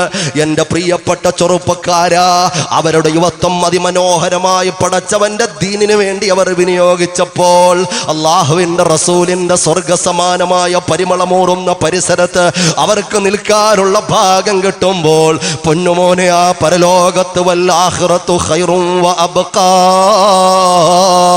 പിന്നെ മരണമില്ല, ശാശ്വതമായ ജീവിതം. ആ ജീവിതത്തിൽ അള്ളാന്റെ റസൂലിന്റെ പരിസരത്തെങ്കിലും പോയി ഒന്ന് നിൽക്കാൻ, ഉമറുൽ ഫാറൂഖ് തങ്ങളെ ഒന്ന് മുസാഫഹത്ത് ചെയ്യാൻ, അബൂബക്കർ സിദ്ദീഖ് റളിയല്ലാഹു തആല അൻഹുവിനോടൊരു സലാം പറയാൻ, അള്ളാഹുവിന്റെ ഇഷ്ടദാസന്മാരുടെ അങ്ങേയറ്റത്തെങ്കിലും ആ സഫിൽ പോയി ഒന്ന് നിൽക്കാൻ നീ ഇന്ന് വരെ ഈ നിമിഷം വരെ വിനിയോഗിച്ചിട്ടുള്ള യുവത്വത്തിന് കഴിയുമോ? ഒറ്റ ചോദ്യങ്ങൾ. വലിയൊരു പ്രഭാഷണമാണ്, നിങ്ങൾ ആരും കണക്കാക്കണ്ട. ഇത് ഞാൻ എന്നെക്കുറിച്ചും നിങ്ങളെക്കുറിച്ചും എൻ്റെ പ്രിയപ്പെട്ട യുവാക്കൾ ഇത് പറയുമ്പോൾ പ്രായമുള്ളവരൊക്കെ ചിന്തിക്കും, ഉമ്മമാരും ഉപ്പമാരൊക്കെ ചിന്തിക്കും, പടച്ചവൻ ഇന്ന് ഞങ്ങൾക്കൊരു വിഷയമില്ലയോ, ഇതൊക്കെ നമുക്ക് എല്ലാം ഉള്ളതായെങ്കിലും ഞാൻ അവരെ ഒന്ന് ബേസ് ചെയ്തുകൊണ്ട് പറയുന്നു എന്ന് മാത്രം നമ്മുടെ വിഷയമായതുകൊണ്ട് ഇതൊക്കെ നമുക്കും വരുന്ന കാര്യങ്ങളാ. പരലോകവും അസ്രായിലും ഖബറും ഒക്കെ അല്ലാഹു തആല ചിന്തിക്കാൻ തൗഫീഖ് നൽകുമാറാകട്ടെ. അതുകൊണ്ട് ചിന്തിക്കും, ഇന്നീ നിമിഷം വരെ, നാളത്തെ അവിടെ ഇരിക്കട്ടൊക്കെയാണ് ഗ്യാരണ്ടി ഇല്ല, ഇന്നീ നിമിഷം വരെ ഈ പറയപ്പെട്ട സ്ഥാനം കിട്ടാൻ പറ്റുന്ന രൂപത്തിലുള്ള ഒരു യുവത്വമാണോ അള്ളാഹു ഓർമ്മ വച്ച കാലം മുതൽ നാം പടച്ച തമ്പുരാനോട് നന്ദിയായിട്ടാണോ മുന്നോട്ട് പോയത്? വളരെ ഗൗരവത്തിലൊന്ന് ചിന്തിക്കണം. 24 മണിക്കൂറും അവന്റെ ചുവട്ടില്, 24 മണിക്കൂറും അവന്റെ ചെവിയിൽ കാതിൽ തിരികിയിട്ടുള്ളത് ഹെഡ്സെറ്റാ. എന്തിനാണെന്നറിയുമോ? പരിശുദ്ധമായ ഖുർആൻ കേൾക്കാനല്ല, പരിശുദ്ധമായ ഖുർആൻ കേൾക്കാനല്ല. 24 മണിക്കൂറും ഹെഡ്സെറ്റ് വെച്ചുകൊണ്ടവൻ നടന്നു പോകുമ്പോഴും ഓടുമ്പോഴും കടപ്പുറത്ത് കൂടി സഞ്ചരിക്കുമ്പോഴും അതുപോലെ വാഹനത്തിലൂടെ സഞ്ചരിക്കുമ്പോഴും ബൈക്കിലൂടെ സഞ്ചരിക്കുമ്പോഴും ഒക്കെ ഇടത്തൊരു ആക്സിഡന്റ് ഉണ്ടായി. ഒരു ചെറുപ്പക്കാരൻ, അവൻ ആക്സിഡന്റ് പറ്റിയിട്ട് തലയോട്ടി പോലും പൊട്ടിപ്പിളർന്നു പോയി.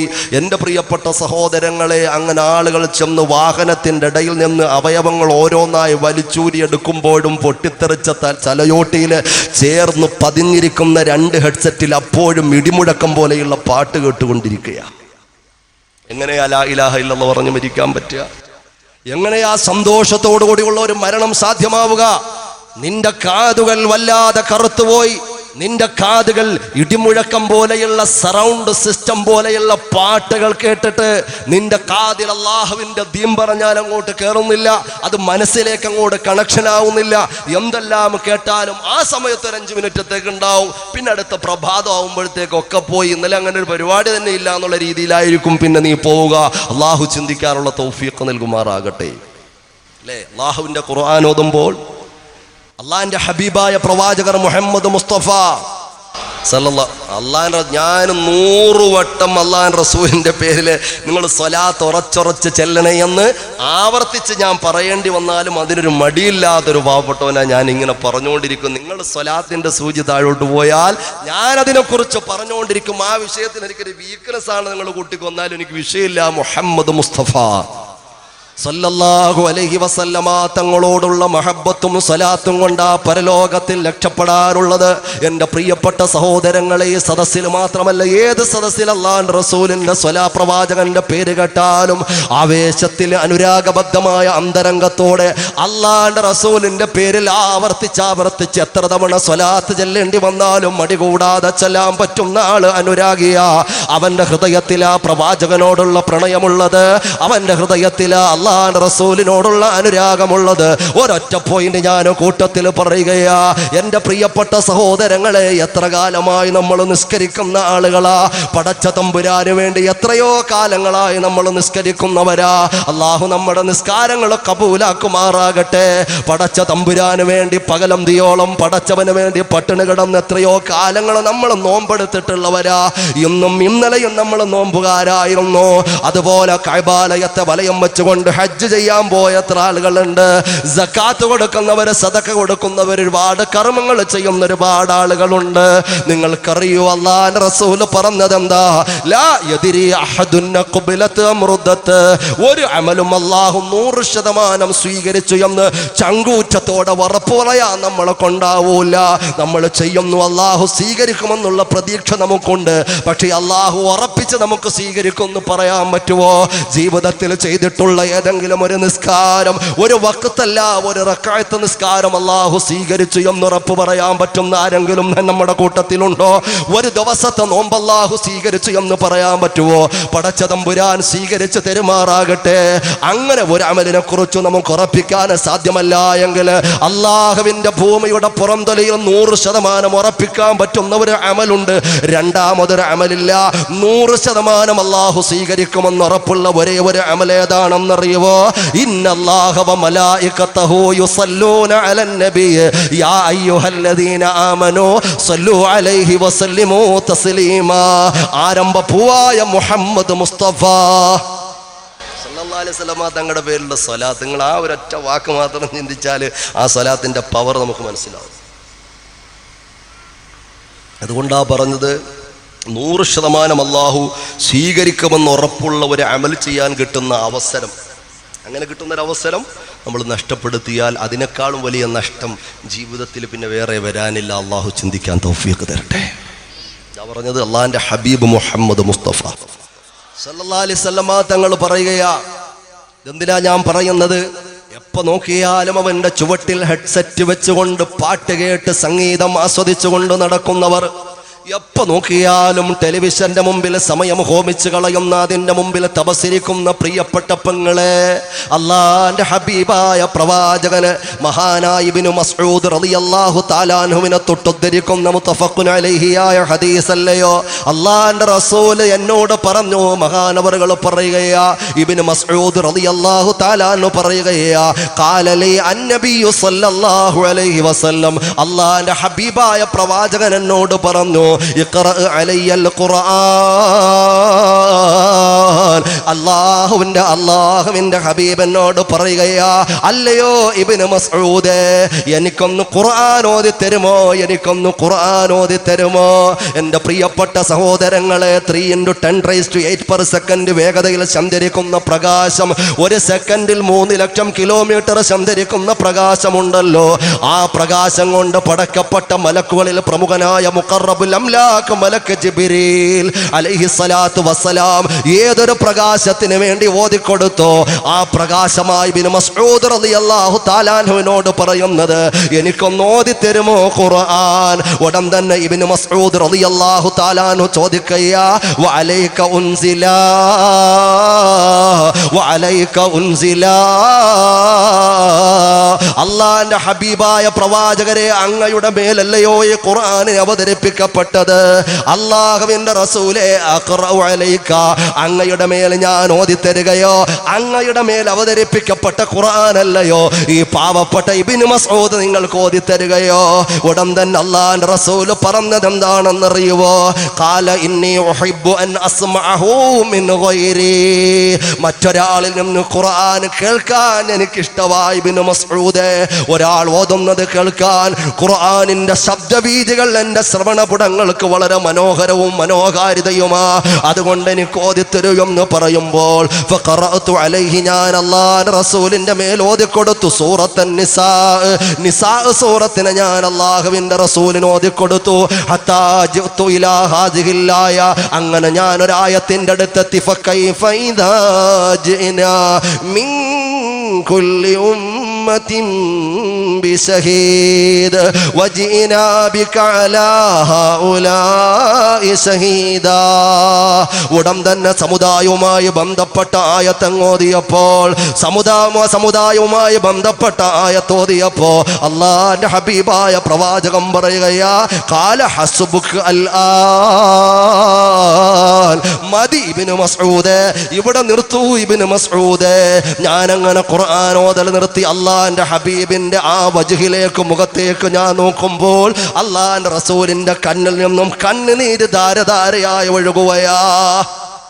അല്ലാഹുവിന്റെ റസൂൽ പോലും ഖുർആൻ കേൾക്കാൻ ഇഷ്ടപ്പെടുമ്പോൾ അല്ലാഹുവിന്റെ റസൂലിന്റെ സമുദായം ഏത് സമയം ഒരല്പം ഒഴിവ് കിട്ടിയാൽ സംഗീതം ആസ്വദിക്കാൻ ഇഷ്ടപ്പെടുന്നു.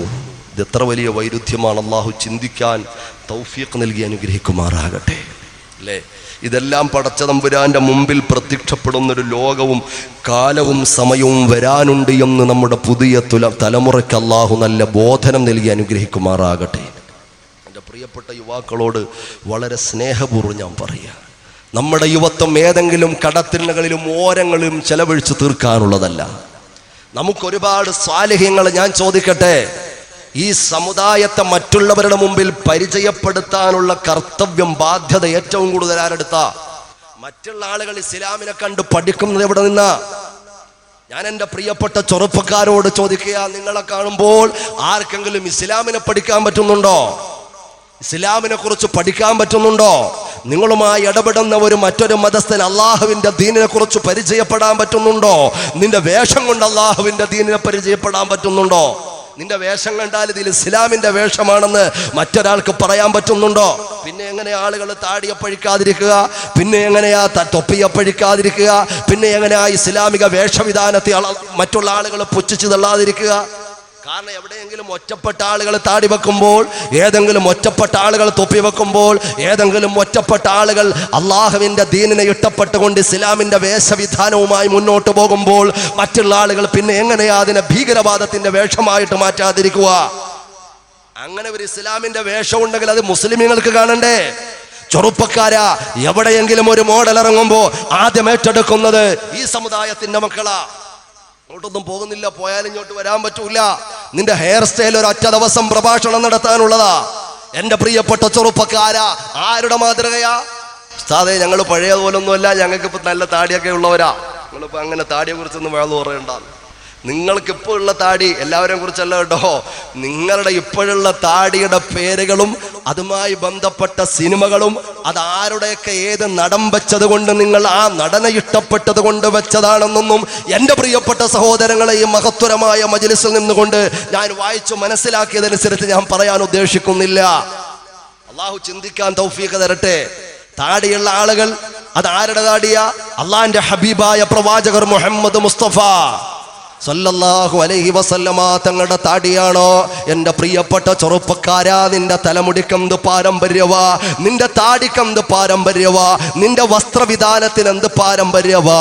ഏതൊക്കെയോ സിനിമാ നടന്മാരെ അനുകരിക്കുമ്പോൾ, ഏതൊക്കെ ഫുട്ബോൾ ഇതിഹാസങ്ങളെന്ന് നീ പറയുന്നവരെ അനുകരിക്കുമ്പോൾ, ഏതൊക്കെ നരകത്തിൻ്റെ കൊള്ളികളെ അനുകരിക്കുമ്പോൾ, എൻ്റെ പ്രിയപ്പെട്ട സഹോദരങ്ങളെ, എത്ര വലിയ ഭ്രമമാ! ഈ അടുത്ത് ഈ തുച്ഛമായ ദിവസത്തിന് മുമ്പ് നിങ്ങൾ പത്രത്തിൽ ണ്ടാകും, എറണാകുളത്ത് ഫുട്ബോൾ കളി ഉണ്ടായിരുന്നു അല്ലേ? അത് പറഞ്ഞപ്പോൾ ചെറുപ്പക്കാരുടെ മുഖത്തൊന്നും ഒരു വല്ലാത്തൊരു സന്തോഷം പോകുന്നു. എറണാകുളത്ത് ഇപ്പോഴും കണ്ടൊരു കളി നടന്നില്ലേ? ഞാൻ എന്നാണ് അറിഞ്ഞില്ലല്ലോ, 2-3 ദിവസമായിട്ട് അല്ലേ, 3-4 ദിവസമായിട്ടേ ഉള്ളൂ. ഞാൻ കാഞ്ഞങ്ങാട് ഒരു പ്രഭാഷണം കഴിഞ്ഞിട്ട് ഞാനിങ്ങനെ പിന്നെ കുറച്ച് കാർ വണ്ടിയിലും അതുപോലെ കുറച്ച് ട്രെയിനിലൂടെ വന്നു. എറണാകുളം ഭാഗത്തേക്ക് വരുന്ന ഒരൊറ്റ വണ്ടിയിലും സ്ഥലമില്ല. 2-3 ദിവസത്തിനും ഉണ്ടായ കാര്യമാണ്. ഞാൻ പറഞ്ഞു, സാധാരണ PSC ടെസ്റ്റൊക്കെ വരുമ്പോൾ ഇതുപോലെ തിരക്കുണ്ടാവും. മലബാറിൽ നിന്ന് ഇങ്ങോട്ടുള്ള കാര്യമാണ് പറഞ്ഞത്. ഇവിടുന്ന് അങ്ങോട്ടുള്ള ട്രെയിനിൽ കയറിയാൽ പിന്നെ പറയാനുമില്ല.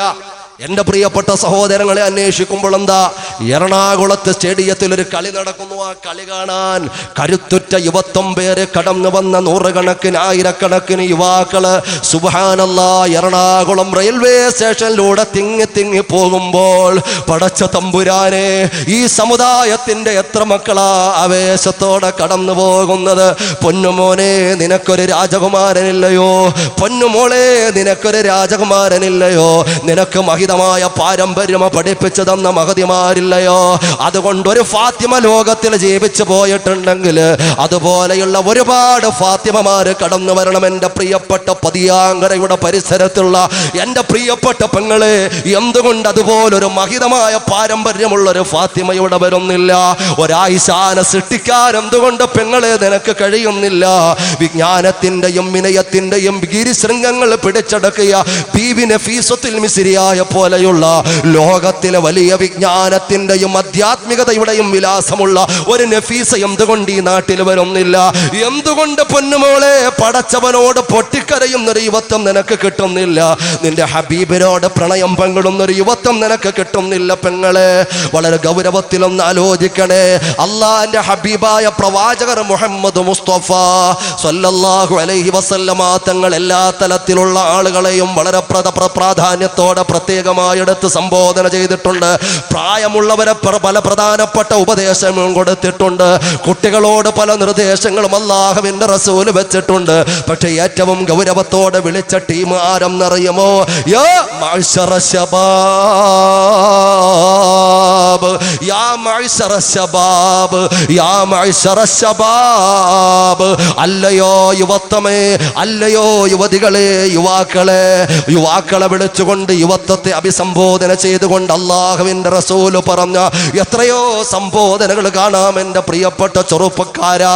അതുകൊണ്ട് ആലോചിക്കണേ, ഒരു രോഗം വരുമ്പോൾ, ഒരു രോഗം കടന്നു വരുമ്പോൾ അത് എപ്പോഴാ, എവിടെയാ, എങ്ങനാ, ഏത് രൂപത്തിലാണെന്ന് പറയാൻ പറ്റുന്നില്ല. എൻ്റെ പ്രിയപ്പെട്ട സഹോദരങ്ങളെ, ഈ വിനീതന്റെ കുടുംബത്തിലും ഒരു ചെറുപ്പക്കാരൻ 4 വർഷമായി പ്രവാസിയായി കടന്നു പോയ ആളാ. ആ ചെറുപ്പക്കാരൻ പെട്ടെന്ന് തന്നെ നിർത്തി വരാൻ വേണ്ടിയിട്ട് എല്ലാ വർഷവും 10 മാസം കഴിയുമ്പോൾ വളരെ കൃത്യമായി വീട്ടിലെത്തുന്ന ഒരു സഹോദരനാ. വിദേശിയാ, പ്രവാസിയാ. അങ്ങനെ അവസാനം എല്ലാം ക്ലോസ് ചെയ്ത് വരാൻ ഉദ്ദേശിച്ച് ആലോചിക്കണേ, 4 വർഷം കണ്ടിന്യൂ ആയിട്ട് അങ്ങ് ഗൾഫിൽ നിന്നു. അങ്ങനെ തുച്ഛമായ 4 ദിവസങ്ങൾക്ക് മുമ്പ് അദ്ദേഹം കടന്നു വന്നു. സഹോദരങ്ങളെ, വലിയ ഒരു മാരകമായ രോഗവുമായിട്ടാ കടന്നു വന്നത്. എൻ്റെ പ്രിയപ്പെട്ട സഹോദരങ്ങളെ, ആലോചിക്കണേ, ഇപ്പോൾ എറണാകുളം മെഡിക്കൽ ട്രസ്റ്റ് ഹോസ്പിറ്റലിൽ അഡ്മിറ്റ് ആയിട്ട് കിടക്കുകയാ, ഐസിയുവില. ഞാൻ ആ രോഗത്തെ കുറിച്ച് വിശദീകരിക്കുന്നില്ല. ഒരു പക്ഷേ ആരെങ്കിലും ആ കുടുംബത്തിൽ അറിയാൻ പാടില്ല എന്ന് വിദ്വേഷിച്ചിട്ടുള്ള ആളുകൾ അറിയാണെങ്കിൽ എൻ്റെ പ്രിയപ്പെട്ടവരെ, അതിനെക്കുറിച്ച് ഞാൻ കൂടുതൽ വിശദീകരിക്കുന്നില്ല. അങ്ങനെ എങ്ങാനും ഉടൻ തന്നെ ആ ചെറുപ്പക്കാരൻ്റെ ചെവിയിൽ ഈ വാർത്ത എത്തിയാൽ ഒരു പക്ഷേ ആ ചെറുപ്പക്കാരന് താങ്ങാൻ പറ്റൂല. നിങ്ങളെല്ലാവരും ഇഖ്ലാസോടൊന്ന് ദ്വാരക്കണേ. കാരണം അവിടുന്ന് എന്നോട് വിളിച്ച് അവിടുന്ന് അതാ എൻ്റെ പ്രിയപ്പെട്ട കുടുംബക്കാരനോട് പറഞ്ഞതാ, സദസ്സിൽ ദ്വാരക്കണം. തലയോട്ടി പോലും ഇളക്കിയിട്ട് ഓപ്പറേഷൻ വേണ്ട വല്ലാത്തൊരവസ്ഥയാ. പടച്ചവനെ, നീ കാത്തു രക്ഷിക്കണേ അല്ലാ. ഇഖ്ലാസോടൊന്ന് ആമീൻ പറയണേ. എവിടെയാ, ആരുടെ ഹൃദയം നൊമ്പരം കേട്ടിട്ടാ പടച്ചവൻ സ്വീകരിക്കുന്നതെന്ന് പറയാൻ പറ്റുകയില്ല. പാപത്തിന്റെ പരിസരത്ത് പോലും എത്താത്ത ചെറിയ മക്കൾ ഇവിടെയുണ്ട്. പ്രായം ചെന്ന ഒരുപാട് ഉപ്പ-ഉമ്മമാർ ഇവിടെയുണ്ട്. അള്ളാഹുവിനെ പേടിയുള്ള ഒരുപാട് ഹൃദയമുള്ള യുവതികൾ, യുവാക്കളെ പരിസരത്തുണ്ടാവാം. ആരുടെ ദുആ ആണ് ആമീനാണെന്ന് പറയാൻ പറ്റുകയില്ല. അള്ളാഹുവേ, നീ ശിഫാ നൽകണേ അല്ലാ, ആഫിയത്ത് നൽകണേ അല്ലാ, ദീർഘായുസ്സ് നൽകണേ അല്ലാ. പടച്ചവനെ, ആ ഒരു ക്രിട്ടിക്കൽ ലെവലില് തരുണം ചെയ്യാനുള്ള തൗഫീഖ് നൽകണേ അല്ലാ. അത്തരത്തിലുള്ള മാരകമായ രോഗങ്ങളെ തൊട്ട് ഞങ്ങളെ നീക്കാക്കണേ അല്ലാ. അല്ലാഹുവിന്റെ ഹബീബായ പ്രവാചകർ മുഹമ്മദ് മുസ്തഫ സല്ലല്ലാഹു അലൈഹി വസല്ലം തങ്ങൾ പറഞ്ഞു, രോഗം വരുന്നതിന് മുമ്പ് നിന്റെ ആരോഗ്യാവസ്ഥ അള്ളാഹുവിൻ്റെ പൊരുത്തത്തിന് വേണ്ടി നീ സമ്പാദിക്കാൻ വിനിയോഗിച്ചോ. എത്ര വളരെ കൃത്യമായ ഒരു വല്ലാത്തൊരു വർത്തമാനമാണ് അള്ളാഹിൻ്റെ ഹബീബ് മുഹമ്മദ് മുസ്തഫ. ഞാൻ എൻ്റെ പ്രിയപ്പെട്ട സഹോദരങ്ങളോട് പറയാം, സമുദായത്തിന് എന്താണ് സമുദായത്തിൻ്റെ അജണ്ട എന്ന് പഠിപ്പിച്ചു കൊടുക്കേണ്ട ആളുകളാ യുവാക്കൾ. മറ്റുള്ളവരുടെ മുമ്പിൽ അവതരിപ്പിച്ച് കൊടുക്കേണ്ടവരാ യുവാക്കൾ. ആ യുവാക്കളെ കണ്ട് മറ്റുള്ള മതക്കാർ എന്ന് പുച്ഛിക്കുന്ന വല്ലാത്തൊരു ദുരന്താവസ്ഥയാ. അല്ലാഹു തആല കാത്തിരക്ഷിക്കുമാറാകട്ടെ. അത് ആഘോഷവേളകളാണെങ്കിലും അത് വിവാഹവേളകളാണെങ്കിലും വിവാഹത്തിന്റെ അനാവശ്യമായ ആചാരങ്ങളെ കുറിച്ച് പറയാനുള്ള സമയം പോരാ. അതൊരു ദിവസം മുഴുവനും പറയാനുള്ളതാ. അല്ലാഹു തആല ഈ സമുദായത്തെ കാത്തിരക്ഷിക്കുമാറാകട്ടെ. അല്ലേ, ഒരു നാട്ടില് 10 യുവാക്കൾ നന്നായാൽ ആ നാട് നന്നാവും. ഒരു നാട്ടില് 10 യുവാക്കൾ മോശപ്പെട്ടാൽ ആ നാടിനെ പിന്നെ ആര് പിടിച്ചാലും കിട്ടൂല. ഒരാലോചന വരുമ്പം പറയൂ, അങ്ങോട്ട് പോലെ ആ ഏരിയ അത്ര ശരിയുള്ള ഏരിയ അല്ല, അങ്ങോട്ട് ആലോചനയായിട്ട് പോകണ്ട, ആ ഏരിയ അത്ര ശരിയുള്ള ഏരിയ ഒന്നുമല്ല. എന്താ, ഈ 10 യുവാക്കളുടെ ഗുരുത്തക്കേട് കൊണ്ടുണ്ടായി തീർന്ന മോശപ്പെട്ടൊരു വിലാസം അല്ലാഹു തആല കാത്തിരക്ഷിക്കുമാറാകട്ടെ. അതുകൊണ്ട് തിരിഞ്ഞു നോക്കിയാൽ നമുക്കൊരുപാട് ആത്മാഭിമാനത്തോടെ ലോകത്തിന്റെ മുമ്പിൽ വെക്കാൻ പറ്റുന്ന യുവത്വമുണ്ട്, മറന്നു പോകേണ്ട.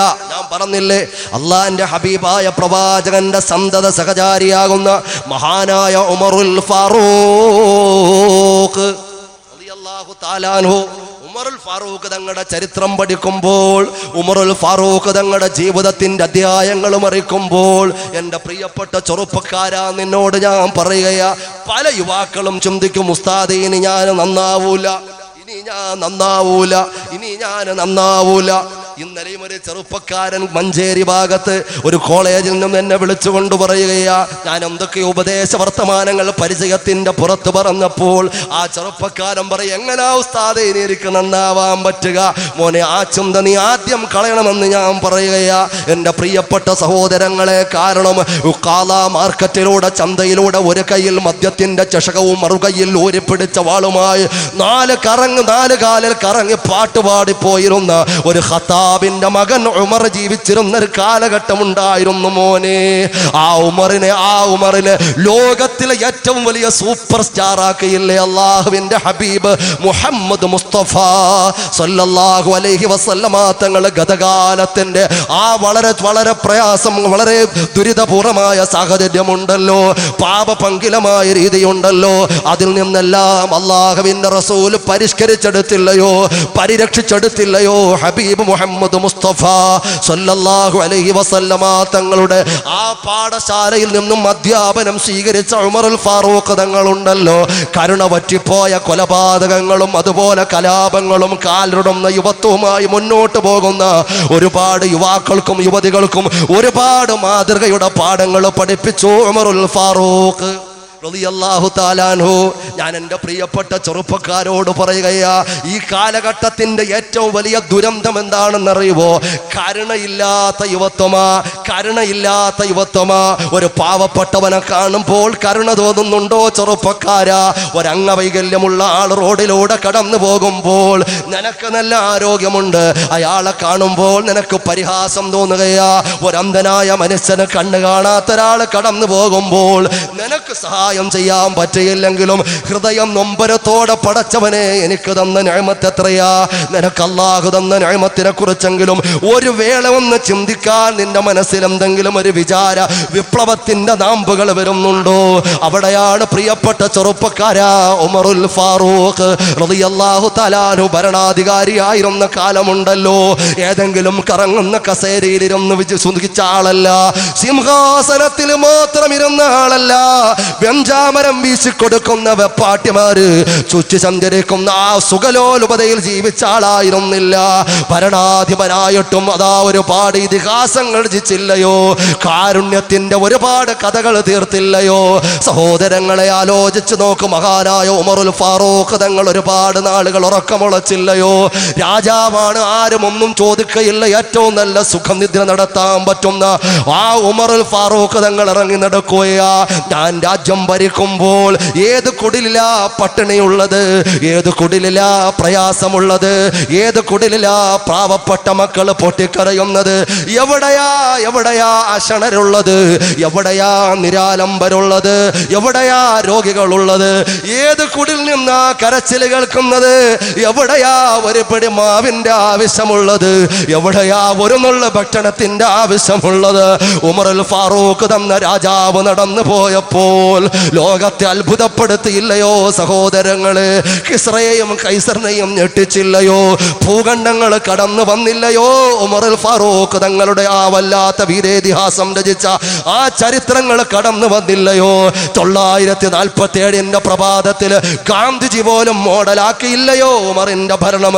എന്റെ പ്രിയപ്പെട്ടവരെ, ഗജരീവാള് മാത്രമല്ല, എത്രയോ ആളുകൾ വർത്തമാന കാലത്തിലും ആവർത്തിച്ചു പറയുകയാ, ഈ രാജ്യം നന്നാവണമോ, ഈ രാജ്യം നീതിയുക്തമാകണമോ, ഇവിടെ സമത്വം വേണമോ, ഇവിടെ സൗഹാർദ്ദം വേണമോ, ഇവിടെ സ്നേഹം വേണമോ, ഇവിടെ പരസ്പര സ്നേഹം വേണമോ, ഇവിടെ സഹവർത്തിത്വം വേണമോ?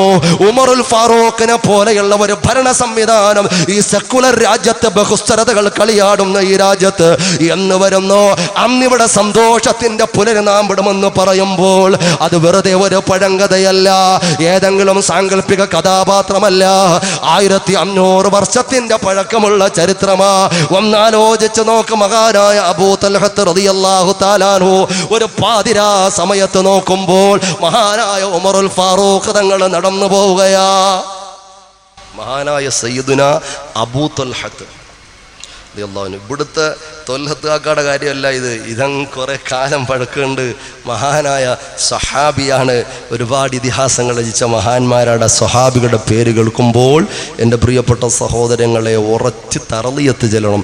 സ്വലാത്തിനൊരു വഴല് റളിയല്ലാഹു അൻഹു വേറെ പറയാം, വേറൊരു വഴല് അലൈഹിസ്സലാമിന് വേറെ ഒരു വഴല്, ഇങ്ങനെ ഓരോ സമയത്തും ഓരോ വഴലിനുള്ള അവസരമൊന്നുമില്ല. അതുകൊണ്ട് നിങ്ങൾക്ക് അറിയുന്ന ആളുകളാണെന്ന് എനിക്കറിയാം. അതുകൊണ്ട് മഹാനായ സയ്യിദുനാ ത്വൽഹത്ത് റളിയല്ലാഹു തആല ഭരണം നടത്തുന്ന കാലമാണ് ഉമറുൽ ഫാറൂഖ് തങ്ങൾ ഇറങ്ങി ഇങ്ങനെ രാത്രി ക്ഷേമൈശ്വര്യങ്ങൾ തൻ്റെ പ്രജകളുടെ വിഷമതകൾ മനസ്സിലാക്കാൻ ഡയറക്റ്റ് ഇറങ്ങുക. ഒരു പ്രൊട്ടക്ഷനും പ്രോട്ടോക്കോളും ഒന്നുമില്ല, ഒരു കാറ്റഗറി ഇല്ല. ഇസഡും പ്ലസും ഇസഡ് കാറ്റഗറിയൊക്കെയുള്ള സംവിധാനങ്ങളിലൂടെ നമ്മുടെ ഭരണാധിപന്മാർ നടന്നു നീങ്ങുമ്പോൾ എൻ്റെ പ്രിയപ്പെട്ട സഹോദരങ്ങളെ ഒരു ആളുമില്ല, പട്ടാളവും ഇല്ല, ഒരു സോൾജിയേഴ്സും ഇല്ല. ആൾ ഒറ്റയ്ക്ക് നടക്കുക. ഉമറുൽ ഫാറൂഖ് റളിയല്ലാഹു തആല അൻഹു നടക്കുന്നത് മഹാനായ ത്വൽഹത്ത് റളിയല്ലാഹു തആല അൻഹു കാണുക. പാതിരാ സമയത്ത് എവിടെയാണ് നമ്മുടെ ഭരണാധികാരി പോകുന്നത്? മെല്ലെ ഉമറുൽ ഫാറൂഖ് തങ്ങളെ കാണാതെ മഹാനായ ത്വൽഹത്ത് റളിയല്ലാഹു തആല അൻഹു പിന്നിലൂടെ കടന്നു പോവുകയാ. വഴിമധ്യരാത്രിയിൽ കണ്ടടോ ത്വൽഹത്തവർ ഫാറൂഖ് അമീറുൽ മുഅ്മിനീൻ സയ്യിദ് ഉമർ. രാത്രിയിൽ നോക്കുമ്പോ മഹാനായ ഉമറുൽ ഫാറൂഖ് റളിയല്ലാഹു തആല അൻഹു നടന്നു പോവുകയാ. ത്വൽഹത്തിനെ കാണാതെ അമീർ കുതിക്കുന്നതായി, അറിയാതെ പിന്നിൽ ത്വൽഹത്തും തുടരുന്നതായി. ഉമറുൽ ഫാറൂഖ് തങ്ങളെ ത്വൽഹത്ത് റളിയല്ലാഹു തആല അൻഹുവിനെ കണ്ടില്ല. ഉമറുൽ ഫാറൂഖ് തങ്ങളുടെ പിന്നിലൂടെ ത്വൽഹത്ത് റളിയല്ലാഹു തആല അൻഹു പോവുകയാ. വേഗം നടന്നു കടന്ന മീർ കുടിലൊന്നിലെ ഇത് ചെല്ല് തൊഴിലെന്നുള്ളിലും ത്വൽഹത്തിലെ. ഉമറുൽ ഫാറൂഖ് തങ്ങൾ കടന്നുപോയി. അതാ ഒരു പഴയ കുടിലേക്ക് കടന്നുപോയി. എങ്ങോട്ടാ അമീർ കടന്നു പോകുന്നത്? എങ്ങോട്ടാ അമീർ കടന്നു പോകുന്നത്? ഈ പാതിരാ സമയത്ത് ഈ കുടിലിലൂടെ അമീർ കടന്നു പോകുന്നു. സഹോദരങ്ങളെ, ഭവനം അതേതം അറിയുവാൻ വഴിയില്ല. അതിനാൽ ത്വൽഹത്തന്നതിൽ കടന്നില്ല. വീട് ഏതാണെന്നറിയുന്നില്ല. ഇന്നിപ്പോ പോയാൽ രക്ഷയില്ല, നല്ല ഇരുട്ടിപ്പോയി. അതുകൊണ്ട് നോക്കി വെച്ചു, നാളെ വന്ന് നോക്കാം എന്താ വിഷയം. ഒരു കുടിലേക്ക് ഉമറുൽ ഫാറൂഖ് തങ്ങൾ കടന്നു പോയത് ത്വൽഹത്ത് റളിയല്ലാഹു തആല അൻഹു കാണുകയാ. ഏത് വീടാണെന്ന് പരിചയമൊന്നുമില്ല. കുറെ പിന്തുടർന്നപ്പോൾ കണ്ടു ഒരു വീട്ടിലേക്ക് കടന്നു പോകുന്ന ഒരു പഴയ കുടില്. ഒരു രക്ഷയില്ല. ഇപ്പൊ രാത്രി പോകുന്നത് ശരിയാവില്ല. അതുകൊണ്ട് വീടും കറക്റ്റ് പ്ലേസ് ഒക്കെ നോക്കി എല്ലാം നോക്കി വെച്ചിട്ട് നാളെ രാവിലെ ഒന്ന് വന്ന് അന്വേഷിച്ച് നോക്കാമെന്ന് വിചാരിച്ചു. ഭവനം അതേതെന്നറിയുവാൻ വഴിയില്ല. അതിനാൽ ത്വൽഹത്തന്നതിൽ കടന്നില്ല. അതിരാവിലെ അറിയുന്നതാ ശരിയെന്ന് തോർത്തിട്ടുടൻ ത്വൽഹത്തതാ മടങ്ങുന്നു. അതിരാവിലെ അറിയുന്നതാ ശരിയെന്ന് ഓർത്തിട്ടതാ ത്വൽഹത്തുടൻ മടങ്ങുന്നു. രാവിലെ വന്ന് വീട് നോക്കാമല്ലോ, ഏത് വീടാ എന്താ കാര്യമെന്നുള്ള അന്വേഷണം രാവിലെ നോക്കാമല്ലോ. അങ്ങനെ പ്രഭാത സമയത്ത് തന്നെ ഉമറുൽ ഫാറൂഖ് എന്ന അമീർ ഖലീഫ കടന്നുപോയ തൻ്റെ ഭരണാധിപന് കടന്നുപോയ കുടിലേക്ക് രാവിലെ കടന്നു വരികയാ. നേരം പുലർന്നുടൻ ചെന്നടോ ത്വൽഹത്ത് ചോദിച്ചു കൊണ്ട് കടന്നു വീടിനകത്ത്. അതാ വീട്ടിലേക്ക് കടന്നു ചെല്ലുമ്പോ, ആ കുടിലേക്ക് കടന്നു ചെല്ലുമ്പോ പനനാരു കൊണ്ടുവരിഞ്ഞു കോർത്തൊരു കട്ടിലിൽ പഴമുണ്ട് മൂടിയ കിഴവി രോഗമേലുണ്ടതിൽ. കണ്ട കാഴ്ച അത്ഭുതപ്പെട്ടു സഹോദരങ്ങളെ. ത്വൽഹത്ത് റളിയല്ലാഹു തആല അൻഹു കാണുന്നതെന്താ? എൻ്റെ പ്രിയപ്പെട്ട ചെറുപ്പക്കാരാ, പനനാരു കൊണ്ടുവരിഞ്ഞു കോർത്തൊരു കട്ടിലിൽ പഴമുണ്ട് മൂടിയ കിഴവി രോഗമിലുണ്ടതിൽ. അതാ ഒരു ഈന്തപ്പനയുടെ ഓലകളാൽ മെടഞ്ഞെടുത്ത ഒരു കട്ടിലിൽ പഴമുണ്ട് മൂടിക്കിടക്കുന്ന രോഗിയായ ഒരു തള്ളയെ കാണുകയാ. അത്ഭുതത്തോടാ ഉമ്മാനോട് ചോദിക്കുകയാ, നിങ്ങൾക്ക് സേവനം ചെയ്യുവാനാരുണ്ട്? അതിനുത്തരം എനിക്കെൻ്റെ റബ്ബ് ഉണ്ട്. നിങ്ങൾക്ക് നിങ്ങൾക്കാരാ സേവനം ചെയ്യുക?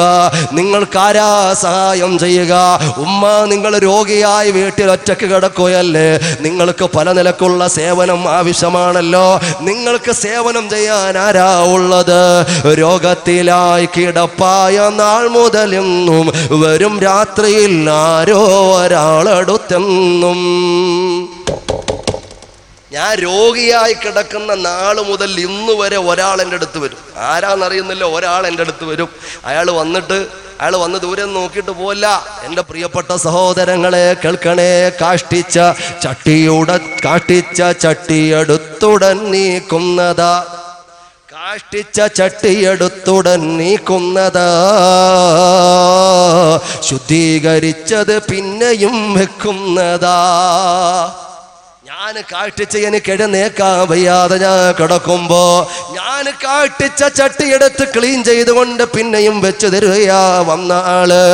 എന്നിട്ടോ സന്തോഷമുള്ള കലാമുകൾ പറയുന്നതാ, സന്താപമെല്ലാം നീങ്ങുവാനുതകുന്നതാ. എന്നിട്ട് നല്ല നല്ല വർത്താനം പറഞ്ഞ് ഒരു മകന്റെ സ്നേഹം എനിക്ക് തരുകയാ. ഒരു വാത്സല്യമുള്ള ഉമ്മയുടെ അടുത്തൊരു മകൻ ഇരിക്കുന്നത് പോലെ എൻ്റെ വിഷമങ്ങളെല്ലാം ദൂരേക്ക് മാറിപ്പോകുന്ന രൂപത്തില് നല്ല നല്ല വർത്തമാനങ്ങൾ എന്നോട് പറയുമ്പോൾ എൻ്റെ ഏകാന്തമായ വേദനകളൊക്കെ വിട്ടുപോവുകയാ സഹോദരങ്ങളെ. എന്നിട്ട് പറയുന്നു, പൊതിയൊന്നെടുത്തവർ ഭക്ഷണം നൽകുന്നതാ, സുബ്ഹാന റബ്ബി തൽക്ഷണം മടങ്ങുന്നതാ. ഒരു പൊതിച്ചോറ് കൊണ്ടുവന്ന് ആ കടവയുടെ ഉമ്മാന്റെ കട്ടിലിന്റെ അടിയിലേക്ക് എറിഞ്ഞിട്ട് പോവുകയല്ല. ഉമറുൽ ഫാറൂഖ് തങ്ങളെ സഹോദരങ്ങളെ ചിന്തിക്കണേ. ഇതങ്ങ് കേട്ടപ്പോ പൊട്ടിക്കരയുകയാ. അറിയാൻ കടന്നു വന്ന ത്വൽഹത്ത് റളിയല്ലാഹു തആല അൻഹു പൊട്ടിക്കരയുകയാ. വല്ലാതെ വിതുമ്പുന്ന ചുണ്ടുകളോട് നിറഞ്ഞൊലിക്കുന്ന കണ്ണുകളോട് ഉടൻ തന്നെ ത്വൽഹത്ത് റളിയല്ലാഹു തആല അൻഹു ഉമ്മാനോട് ചോദിക്കുകയാ. ഇത് കേട്ടു ത്വൽഹത്തദാ കരയുന്നു. അറിവുണ്ടോ ഉമ്മ അതാരാണെന്ന്? ഉമ്മ, നിങ്ങൾക്കറിയുമോ ഉമ്മ ആ വന്ന ആള് ആരാണെന്നറിയുമോ? ആ വന്ന് നിങ്ങൾക്ക് വേണ്ടി ശുശ്രൂഷിച്ച, നിങ്ങളെ കാട്ടിച്ച ചട്ടി മാറ്റി വെച്ചുകൊണ്ട് അതിനെ വൃത്തിയാക്കി തന്ന, നിങ്ങളോട് നല്ല വർത്തമാനം പറഞ്ഞു തന്ന, നിങ്ങൾക്ക് ഭക്ഷണപ്പൊതി എടുത്തുകൊണ്ട് അന്നം വാരി തന്ന, നിങ്ങളോട് സ്നേഹമുള്ള ഒരു മകനെ പോലെ പെരുമാറിയ ആ ആളിനെ നിങ്ങൾക്കറിയുമോ ഉമ്മ? ഉമ്മ പറയുന്നു, മോനെ ആരാ? പൊന്നുമോനെ. ഉടൻ തന്നെ അതാ മഹാനവറുകൾ പറയുകയാ, കിസറ പനിക്കും കൈസറും വിറക്കുന്നതാ, മിസ്റിൽ മുഖൗഖിസ് കേട്ടുടൻ ഞെട്ടുന്നതാ. ആ പേര് കേട്ടാൽ കിസറ ഞെട്ടി വിറക്കും ഉമ്മ, ആ പേര് കേട്ടാൽ കൈസറും ഞെട്ടി വിറക്കും ഉമ്മ. അവിടെയുള്ള മുഖൗഖിസിന്റെ സിംഹാസനം പോലും വല്ലാതെ ഞെട്ടിവിറക്കും ഉമ്മ. അവരാണ് അമീറുൽ മുഅ്മിനീൻ ഉമറല്ലോ, ജനസേവകന്മാർക്കുള്ളിമാമാണല്ലോ. അവരാണ് അമീറുൽ മുഅ്മിനീൻ ഉമറല്ലോ, ജനസേവകന്മാർക്കുള്ളിമാമാണല്ലോ. അത് അമീറുൽ മുഅ്മിനാണുമ്മ, അത് നമ്മുടെ രാജാവാണുമ്മ, അത് നമ്മുടെ അമീറാണുമ്മ, ഈ രാജ്യത്തിന്റെ ഭരണാധികാരിയാണുമ്മ. ഉമ്മ പൊട്ടിക്കരഞ്ഞു പോയെന്ന് ചരിത്രം പറയുമ്പോ, ഈ രീതിയിൽ മുളപ്പിക്കുവാനൊരു മണ്ണിനും കഴിവില്ലടോ പ്രസവിക്കുവാനൊരു പെണ്ണിനും.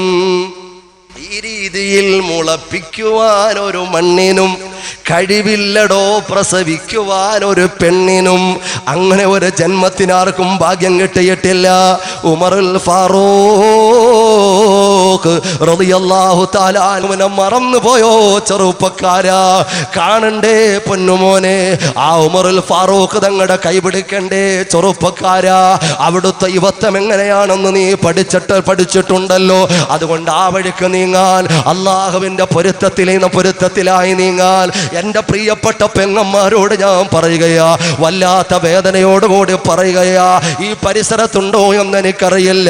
മലബാറിന്റെ മണ്ണിൽ പോലും അതുപോലെ നമ്മുടെ നാട്ടിന്റെ പല പരിസരങ്ങളിലും സുബ്ഹാനല്ലാഹ് ആറ്റുനോറ്റ് വളർത്തിക്കൊണ്ടുവന്ന പ്രിയപ്പെട്ട പൊന്നുമോളുണ്ടല്ലോ, സ്വർഗ കവാടങ്ങളാകുന്ന ഉമ്മയെയും ഉപ്പയെയും കണ്ണീരിലാക്കിക്കൊണ്ട് സുബ്ഹാനല്ലാഹ് തോന്നിവാസം പോലെ വീട് വിട്ടിറങ്ങുന്ന പെങ്ങന്മാര്. അല്ലാഹുവേ, നീ സമുദായത്തിന്റെ മക്കളെ കാക്കണേ അല്ലാ. എൻ്റെ പ്രിയപ്പെട്ട പൊന്നുമോളെ, എൻ്റെ പ്രിയപ്പെട്ട പൊന്നു പെങ്ങളെ, എൻ്റെ പ്രിയപ്പെട്ട സഹോദരി, അല്ലാഹു വെറുതെ വിടുകയില്ല. പടച്ച തമ്പുരാൻ വെറുതെ വിടുകയില്ല. നീ നരകത്തിലേക്കുള്ള സീറ്റാ ബുക്ക് ചെയ്തിട്ടുള്ളത്. നരകത്തിലേക്കുള്ള സീറ്റാ ബുക്ക് ചെയ്തിട്ടുള്ളത്. നീ പോകുന്നത് നരകത്തിലേക്കുള്ള വഴിക്കാ. കാരണം നിന്റെ പ്രിയപ്പെട്ട ഉമ്മയുണ്ടല്ലോ, നിനക്ക് ഒരുപാട് ത്യാഗം ചെയ്ത പ്രിയപ്പെട്ട വാപ്പയുണ്ടല്ലോ. അറിയുമോ സഹോദരങ്ങളെ, അള്ളാഹുവിന്റെ ഖുർആൻ നിസ്കരിക്കാൻ വേണ്ടിയിട്ട് കൂടുതൽ സമയം ഖുർആനിൽ പറഞ്ഞിട്ടില്ല.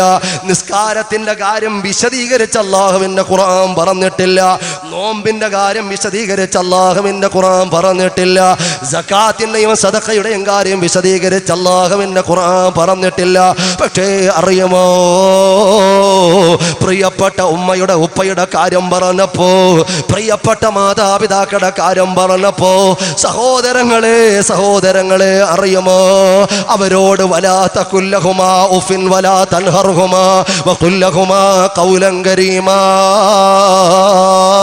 വഖ്ഫിദ് ലഹുമാ ജനാഹ الذل من الرحمة وقل رب ارحمهما كما ربياني صغيرا. ആ മാതാപിതാക്കളോടുള്ള കളി തീക്കളിയാ പൊന്നുമോളെ, മറന്നു പോകണ്ട. നിനക്കാരൊക്കെ എന്തെല്ലാം സുഖങ്ങൾ സമ്മാനിക്കുമെന്ന് പറഞ്ഞ് നിന്നെ കൂട്ടിക്കൊണ്ടുപോയാലും ഇല്ല പൊന്നുമോളെ, നരകക്കൊള്ളിയാ. ഈ ദുനിയാവിൽ വെച്ച് തന്നെ അല്ലാഹു പാഠം പഠിപ്പിക്കും, മറന്നു പോകണ്ട. അനുബന്ധമായ ഒറ്റ കാര്യം പറഞ്ഞുകൊണ്ട് ഞാൻ ചുരുക്കുകയാ. അല്ലാഹുവേ, ചിന്തിക്കാൻ നീ തൗഫീഖ് നൽകണേ അല്ലാ. ഒരൊറ്റ വിഷയം കൂടി തൽക്കാലം ഇൻഷാ അല്ലാഹ് എൻ്റെ പ്രിയപ്പെട്ട സഹോദരങ്ങളെ നിങ്ങൾ ഓർമ്മപ്പെടുത്തുകയാണ്. എന്തിനാ എൻ്റെ പ്രിയപ്പെട്ട പെങ്ങന്മാരോട്, എൻ്റെ പ്രിയപ്പെട്ട സഹോദരിമാരോട് ഏതെങ്കിലും മിസ് കോളിൽ, ഏതെങ്കിലും ഇൻകമിംഗ് കോളിൽ, ഏതെങ്കിലും മെസ്സേജിൽ, ഏതെങ്കിലും ഫേസ്ബുക്ക്, വാട്സാപ്പ്, വൈബർ, വീചാറ്റ്, ഏതെങ്കിലും നെറ്റ്വർക്കിൽ കുടുങ്ങിയിട്ട് ഒരു പുതിയ ബന്ധം തുടങ്ങി അതിനെ വളർത്തിയെടുത്ത് അവസാനം അപകടകരമായൊരു കുണ്ടിലേക്ക് വീണ് നരകം വിലക്ക് വാങ്ങുന്ന പ്രിയപ്പെട്ട പെങ്ങളെ വളരെ ഗൗരവത്തിൽ ഒന്ന് ആലോചിക്കണം. അള്ളാന്റെ ഹബീബ് മുഹമ്മദ് മുസ്തഫ സല്ലല്ലാഹു അലൈഹി വസല്ലം തങ്ങൾ പറഞ്ഞു, ഭർത്താക്കന്മാരെ വഞ്ചിക്കുന്ന പെങ്ങന്മാർ സ്വർഗത്തിന്റെ പരിമളം പോലും അവർക്ക് ലഭിക്കുകയില്ല. വസ്ത്രധാരണത്തിന്റെ കാര്യം പറഞ്ഞപ്പോൾ അള്ളാന്റെ ഹബീബായ പ്രവാചകർ മുഹമ്മദ് മുസ്തഫ സല്ലല്ലാഹു അലൈഹി വസല്ലം തങ്ങൾ വളരെ ഗൗരവപ്പെടുത്തി സമാനമായൊരു പരാമർശവും നടത്തിയിട്ടുണ്ട്. അതുകൊണ്ട് അന്യപുരുഷന്മാരെ തന്നിലേക്ക് ആകർഷിപ്പിക്കുന്ന വസ്ത്രധാരണം നടത്തുന്ന പെണ്ണിനെ അള്ളാഹുവും അവൻ്റെ മലക്കുകളും ഭൂമിയും ആകാശവും ശപിച്ചുകൊണ്ടിരിക്കും. ഔ കമാ ഖാല റസൂലുള്ളാഹി. കണ്ണാടിയുടെ മുമ്പിൽ നമ്മുടെ സഹോദരി ഒന്ന് ഒരുങ്ങിയിട്ടങ്ങോട്ട് തീരുന്നില്ല. ചരിഞ്ഞു നോക്കുന്നു, നേരെ നിന്ന് നോക്കുന്നു, ഒന്ന് കുലുങ്ങി നോക്കുന്നു, എങ്ങനെയൊക്കെ എവിടൊക്കെ എന്തൊക്കെ എങ്ങനെ മൊത്തത്തിലൊരു നോട്ടമാണ്. എങ്ങനെയൊക്കെ ഒരുങ്ങിയിട്ടും ഒന്നോട്ട് ലെവലാകുന്നില്ല. 1.5 മണിക്കൂർ കണ്ണാടിയുടെ മുമ്പിലാണ്. അത് മരിപ്പിന് പോയാലും, കല്യാണത്തിന് പോയാലും, കോളേജിൽ പോയാലും, പുറത്തു പോയാലും, ഏത് കാര്യത്തിന് പോയാലും, എൻ്റെ പ്രിയപ്പെട്ട പെങ്ങളെ, നിന്റെ മനസ്സിലുള്ള എന്താ? എന്നെ എല്ലാവരും ശ്രദ്ധിക്കണമെന്നാണോ? എല്ലാവരും എന്നെ ശ്രദ്ധിക്കണമെന്നാണോ? എന്നാൽ അപകടമാണ്. എന്നെ ആര് കണ്ടാലും ഒന്ന് നോക്കണം. ഞാനായിരിക്കണം ഇന്നത്തെ കല്യാണ വീട്ടിലെ ചർച്ച. ഈ ചുരിദാറായിരിക്കണം ഇന്നത്തെ ചർച്ച. ഈ കമ്മൽ കണ്ടിട്ട് നോക്കാത്ത ഒരൊറ്റ പെണ്ണുങ്ങളും ഉണ്ടാകരുത്. ഈ വളയൊന്ന് പിടിച്ചു നോക്കാത്ത ഒരൊറ്റ പെണ്ണുങ്ങളൊന്നും കല്യാണ വീട്ടിൽ ഉണ്ടാകരുത്. ഇങ്ങനെ തന്നിലേക്ക് ആകർഷിപ്പിക്കാൻ വേണ്ടി, അന്യപുരുഷന്മാരെ ആകർഷിപ്പിക്കാൻ വേണ്ടി വളരെ ഭംഗിയായി ഒരുങ്ങിയിട്ട് അന്യപുരുഷന്മാരുടെ മുമ്പിലൂടെ കടന്നു പോകുന്ന പെങ്ങളെ അള്ളാന്റെ ഹബീബ് പറഞ്ഞു, ലാ യദ്ഖുൽനൽ ജന്ന വലാ യജിദ്ന റീഹഹാ ഫഇന്ന റീഹഹാ ലതൂജദു മിൻ മസീറത്തി 500 ആം. 500 വർഷത്തിന്റെ വഴിദൂരത്തിനപ്പുറം അടിച്ചു വീശുന്ന സ്വർഗത്തിന്റെ പരിമളം പോലും നിന്റെ നാസാരന്ധ്രങ്ങൾക്ക് ആസ്വദിക്കാൻ പറ്റുകയില്ല. ഹബീബ് മുഹമ്മദ് മുസ്തഫ സല്ലല്ലാഹു അലൈഹി വസല്ലമ തങ്ങൾ പറഞ്ഞു തരുമ്പോൾ എൻ്റെ പ്രിയപ്പെട്ട സഹോദരിമാരോട് പറയുകയാ, ഒരു സംഭവം പറഞ്ഞുകൊണ്ട് ഞാൻ ചുരുക്കുകയാ. എന്തിനാണെന്നറിയുമോ? ഏതെങ്കിലും ഒരു സന്ദർഭത്തിൽ ഏതെങ്കിലും ഒരു അന്യപുരുഷനോട് നിന്റെ മനസ്സിനൊരു ചാഞ്ചാട്ടം വന്നു പോയാൽ അത് പിശാച് വിരിച്ചു തരുന്നതാ, അതെന്നെ നരകത്തിലേക്ക് കൊണ്ടുപോകുന്നതാ. എൻ്റെ സ്വർഗ കവാടങ്ങളാ എൻ്റെ പ്രിയപ്പെട്ട ഉമ്മയും ഉപ്പയും. ആ കാര്യം ചിന്തിച്ചുകൊണ്ട് എൻ്റെ പ്രിയപ്പെട്ട പെങ്ങളെ, നിനക്ക് തിരിഞ്ഞു നടക്കാൻ കഴിയുമെങ്കിൽ നീ ഭാഗ്യമുള്ള പെണ്ണ, നീ ഭാഗ്യമുള്ള പെണ്ണ. അറിയുമോ സഹോദരങ്ങളെ, തിരുവനന്തപുരം മെഡിക്കൽ കോളേജിന്റെ സമീപത്ത് സുബ്ഹാനല്ലാഹ് ആളുകൾ കൂടി നിൽക്കുകയാ. അവിടെ ഓടയുടെ സൈഡിൽ ആളുകൾ കൂടി നിൽക്കുകയാ. ഒരു ചെറുപ്പക്കാരൻ, വർക്കലക്കാരനായ ഒരു ചെറുപ്പക്കാരൻ അങ്ങോട്ട് കടന്നു ചെന്നു. വർക്കല സ്വദേശിയായ ഒരു ചെറുപ്പക്കാരൻ അങ്ങോട്ട് കടന്നു ചെല്ലുമ്പോൾ എന്തുകൊണ്ടാ ആളുകൾ കൂടി നിൽക്കുന്നതെന്നറിയുമോ? ആ ആളുകൾ എന്ത് കാഴ്ചയാ കണ്ടു നിൽക്കുന്നതെന്നറിയുമോ? ഒരു പെണ്ണതാ ഓടച്ചാലിൽ കിടക്കുകയാ. മാലിന്യം കുമിഞ്ഞുകൂടി കിടക്കുന്ന ഓടയുടെ ചാലിൽ ഒരു പെണ്ണ് കിടക്കുകയാ. അതിൻ്റെ അടുത്തൊരു കൊച്ചു കുഞ്ഞിരുന്ന് നിലവിളിക്കുകയാ. ആ ഒരു കാഴ്ചക്കാരുടെ കൂട്ടത്തിൽ കേവലം ഒരു കാഴ്ചക്കാരനായി നോക്കി നിൽക്കാതെ ഈ ചെറുപ്പക്കാരൻ മറ്റാളുകളുടെ സഹായത്തോടെ പെണ്ണിനെയും എടുത്തുകൊണ്ട് ഹോസ്പിറ്റലിൽ കൊണ്ടുപോവുകയാ. അതാ ക്രിട്ടിക്കൽ ICUവിൽ തന്നെ അഡ്മിറ്റ് ആക്കുകയാ സഹോദരങ്ങളെ. അങ്ങനെ ഈ ചെറുപ്പക്കാരൻ്റെ നമ്പർ അവിടെ മെയിൻ ഡോക്ടറുടെ കയ്യിൽ കൊടുത്തു. എന്നിട്ട് ആ ചെറുപ്പക്കാരൻ തൻ്റെ വീട്ടിലേക്ക് പോയി. കുറെ സമയം കഴിഞ്ഞപ്പോൾ ഡോക്ടർ വിളിക്കുകയാ, കോള് വരികയാ. മോനെ അൻഷാദേ, ഇവൾ എവിടെ നിന്ന് വന്നവളാ? ഇവളെ കുറിച്ച് നിനക്ക് വല്ല വിലാസമുണ്ടോ? ഇവളുടെ രോഗം എന്താണെന്നറിയുവോ? ഇതൊക്കെ ചോദിച്ച് അൻഷാദിനോട് ചോദിക്കുമ്പോൾ അൻഷാദുള്ള കാര്യം പറയുകയാ. ആ ചെറുപ്പക്കാരനോട് ഈ ഡോക്ടർ പറയുകയാ, പൊന്നുമോനെ, ഇവൾ മരണത്തോട് മല്ലിട്ടുകൊണ്ടിരിക്കുന്ന അതിഭയാനകരമായ എയ്ഡ്സ് രോഗം പിടിച്ച പെണ്ണാ മോനെ. ഇത് വലിയ മാരകമായ രോഗം പിടിച്ച് പുഴുക്കൾ നിറച്ചവള് ചത്തുടങ്ങാൻ പോവുകയാ. മാരകമായ എയ്ഡ്സ് രോഗിയാണെന്ന് പറയുമ്പോൾ അവൻ സ്തബ്ധിച്ചു പോയി. അത്ഭുതത്തോടെ ഹോസ്പിറ്റലിലേക്ക് ഓടുകയാ. ആ പെണ്ണ് ബോധം വന്നു. അവൾ മെല്ലെ മെല്ലെ വർത്തമാനം പറഞ്ഞു തുടങ്ങുകയാ. അവളുടെ കഥയും അവളുടെ ഹിസ്റ്ററിയും അത്ഭുതത്തോടെ ആ ചെറുപ്പക്കാരൻ കേട്ടുകൊണ്ട് നിൽക്കുകയാ. അവള് മെല്ലെ മെല്ലെ പറയുകയാ, സാമാന്യം സന്തോഷമുള്ളൊരു കുടുംബമാ, തൃശ്ശൂർ ജില്ലയിലാ എൻ്റെ വീട്, എൻ്റെ പേരിന്നതാ, എൻ്റെ വീട് തൃശ്ശൂർ ജില്ലയിലാ. സന്തോഷമുള്ളൊരു ചെറിയ കുടുംബമാ എൻ്റെ കുടുംബം. എൻ്റെ പ്രിയപ്പെട്ട ഉമ്മയും ഉപ്പയും എനിക്ക് അനുയോജ്യനായൊരു ഭർത്താവിനെ അന്വേഷിച്ചു തന്നു. അങ്ങനെ സന്തോഷത്തോടെ മുന്നോട്ട് പോയി. എൻ്റെ വീട്ടിൻ്റെ മേൽക്കൂരയൊക്കെ ഒന്ന് റെഡിയാക്കണമല്ലോ, വീട്ടിലൊരഴിച്ചു പണി നടത്തണമല്ലോ. എൻ്റെ പ്രിയപ്പെട്ട ഭർത്താവ് നാട്ടിൽ ചെറിയ പണി ചെയ്താൽ അത് പെട്ടെന്ന് നടക്കൂലല്ലോ. ഒരു വിസയുണ്ടാക്കിയിട്ട് അതാ പ്രവാസിയായി എൻ്റെ ഭർത്താവ് കടന്നുപോയി. എൻ്റെ ഭർത്താവ് ത്യാഗം ചെയ്തു. അതാ തുച്ഛമായ നാളുകൾ കൊണ്ടതാ 2 ലക്ഷം രൂപ അധ്വാനിച്ചുണ്ടാക്കിയിട്ട് എൻ്റെ പേരിൽ അയച്ചു തന്നു. എന്നിട്ടതാ വീട്ടിൽ ഉപ്പയോട് വിളിച്ചു പറഞ്ഞു, അതാ ഭാര്യയുടെ പേരിൽ അയച്ചു കൊടുത്തിട്ടുണ്ട്. നമ്മുടെ വീടൊന്ന് മെയിൻ്റനൻസ് ചെയ്യണമല്ലോ, അതിൻ്റെ പണിക്കാരെ ഒന്ന് വിളിച്ചു കൊണ്ടുവരണമല്ലോ. അങ്ങനെ എൻ്റെ പ്രായമുള്ള ഉപ്പ പരിസരത്ത് അന്വേഷിച്ചു നടന്നു. അങ്ങനെ പണിക്കാര് കടന്നു വന്നു. ആ വീട്ടിലതാ പണിക്കാര് കടന്നു വന്നു. അവരുടെ വീട്ടിൻ്റെ പരിസരത്ത് തമ്പടിച്ച് താമസിച്ചിരുന്ന തിരുവനന്തപുരം സ്വദേശികളായിരുന്നു. അതേ കളിക്കാവിള സ്വദേശികളായ ഒരു പറ്റം ചെറുപ്പക്കാരാ കടന്നു വന്നത്. അങ്ങനെ പണികൾ അവർ തുടങ്ങിയപ്പോൾ ഭക്ഷണം കൊടുക്കാനും വെള്ളം കൊടുക്കാനും ഈ പെണ്ണിനെയാ മാതാപിതാക്കൾ ഏൽപ്പിച്ചത്. സഹോദരങ്ങളെ, അങ്ങനെ അതാ അതിലൊരു ചെറുപ്പക്കാരൻ, ആ പണിക്കാരിൽപ്പെട്ട ഒരു ചെറുപ്പക്കാരന് വല്ലാത്ത ദാഹമാ. ചില ആളുകൾക്ക് അങ്ങനെ ഇടക്കിടക്ക് വല്ലാത്ത ദാഹം കൂടും. ആ മേശരയിൽപ്പെട്ട ഒരാൾക്ക് വല്ലാത്ത ദാഹമായി. പെട്ടെന്ന് വെള്ളം ചോദിക്കുന്ന വെള്ളം പെട്ടെന്ന് കുടിക്കുക. കാരണം അവൾ വെള്ളവും കൊണ്ട് വരുന്നത് കണ്ടാസ്വദിക്കുന്ന ചെറുപ്പക്കാരൻ സുബ്ഹാനല്ലാഹ് എന്തൊക്കെയോ തമാശകൾ പറയുകയാ. ആദ്യം ആ പെണ്ണ് പറയുന്നു, ഞാൻ അവഗണിച്ചു. പിന്നെ ആ ചെറുപ്പക്കാരനുമായിട്ട് ഞാൻ അറിയാതെ ചിരിച്ചുപോയി. പിന്നെ പിന്നെ ഞാൻ ഒറ്റപ്പെട്ട് സംസാരിച്ചു പോയി. പിന്നെ എൻ്റെ നമ്പർ കൈമാറിപ്പോയി. പിന്നെ ഞാൻ ഫോണിലൂടെ നിരന്തരം സംസാരിച്ചു പോയി. അവസാനം ആ ചെറുപ്പക്കാരിലേക്ക് ഞാൻ അടുത്തു പോയി. ഞാൻ അങ്ങനെ ആ ചെറുപ്പക്കാരുമായി പ്രണയലോകത്ത് വിരാജിക്കുമ്പോ ആ ചെറുപ്പക്കാരൻ എന്നോട് പറയുകയാ, നമുക്ക് പോകാം, നമുക്ക് പോകാം, നമുക്ക് പോകാം. അതുകൊണ്ട് സ്വൈര്യവിഹാരത്തിൻ്റെ ഒരു ലോകത്തേക്ക് നമുക്ക് പോകാം. ആ 2 ലക്ഷം രൂപയും എൻ്റെ കയ്യിലുണ്ടായിരുന്ന സ്വർണവും എടുത്തുകൊണ്ട് ആ കാഫിറായ മനുഷ്യരോടൊപ്പം ഞാൻ ഇറങ്ങിപ്പോയി എന്ന് മരണമാസന്നമായി കിടക്കുന്ന അവസ്ഥയിൽ വിതുമ്പിക്കൊണ്ടവൾ പറയുകയാ, സഹോദരങ്ങളെ, സഹോദരങ്ങളെ ചിന്തിക്കണേ. അങ്ങനെയാ പെണ്ണു പറയുകയാ, അങ്ങനെയാ പെണ്ണു പറയുകയാ. അതാ ചെറുപ്പക്കാരനുമൊത്ത് ഞാൻ കടന്നുപോയി.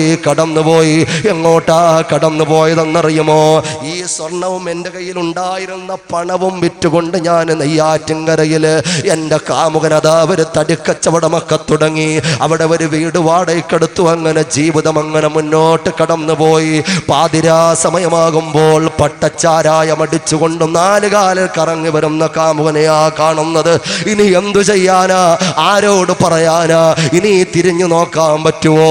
അങ്ങനെ വ്യഭിചാരത്തിലൊരു കുട്ടിയുണ്ടായി.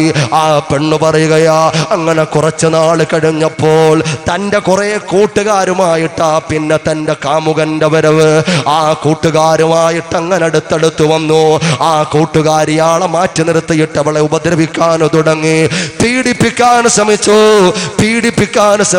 തന്നെ വിൽപ്പന ചരക്കാക്കാൻ പോവുകയാണെന്ന് അവൾക്ക് മനസ്സിലായി. അവളാ കൈക്കുഞ്ഞുമായി പുറത്തേക്ക് ഇറങ്ങി ഓടുകയാ. പാതിരാവിന്റെ കൂരിരുളിൽ അവൾ ഇറങ്ങി ഓടുകയാ.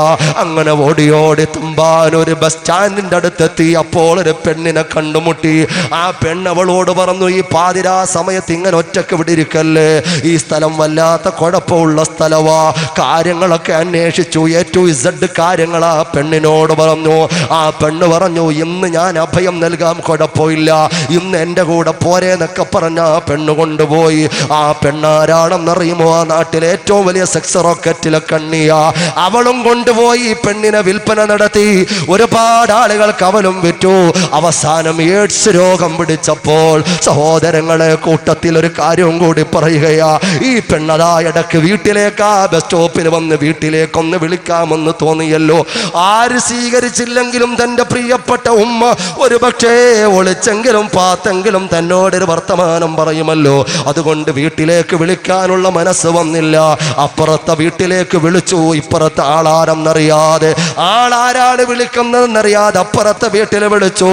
അപ്പോൾ അറിഞ്ഞ കാര്യം എന്താണെന്നറിയുവോ?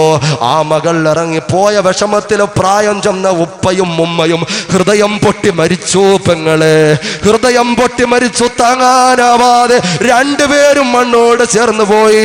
എൻ്റെ പ്രിയപ്പെട്ട പെങ്ങളെ, ഒരു ഉമ്മായിക്കും താങ്ങൂല പൊന്നുമോള്, ഒരു വാപ്പായിക്കും താങ്ങൂല പൊന്നുമോള്, ഒരു സഹോദരനും താങ്ങൂല പൊന്നുമോള്. ആ ഹൃദയത്തിന്റെ കത്തൽ അവസാനിക്കണമെങ്കിൽ റൂഹ് പിടിക്കണം.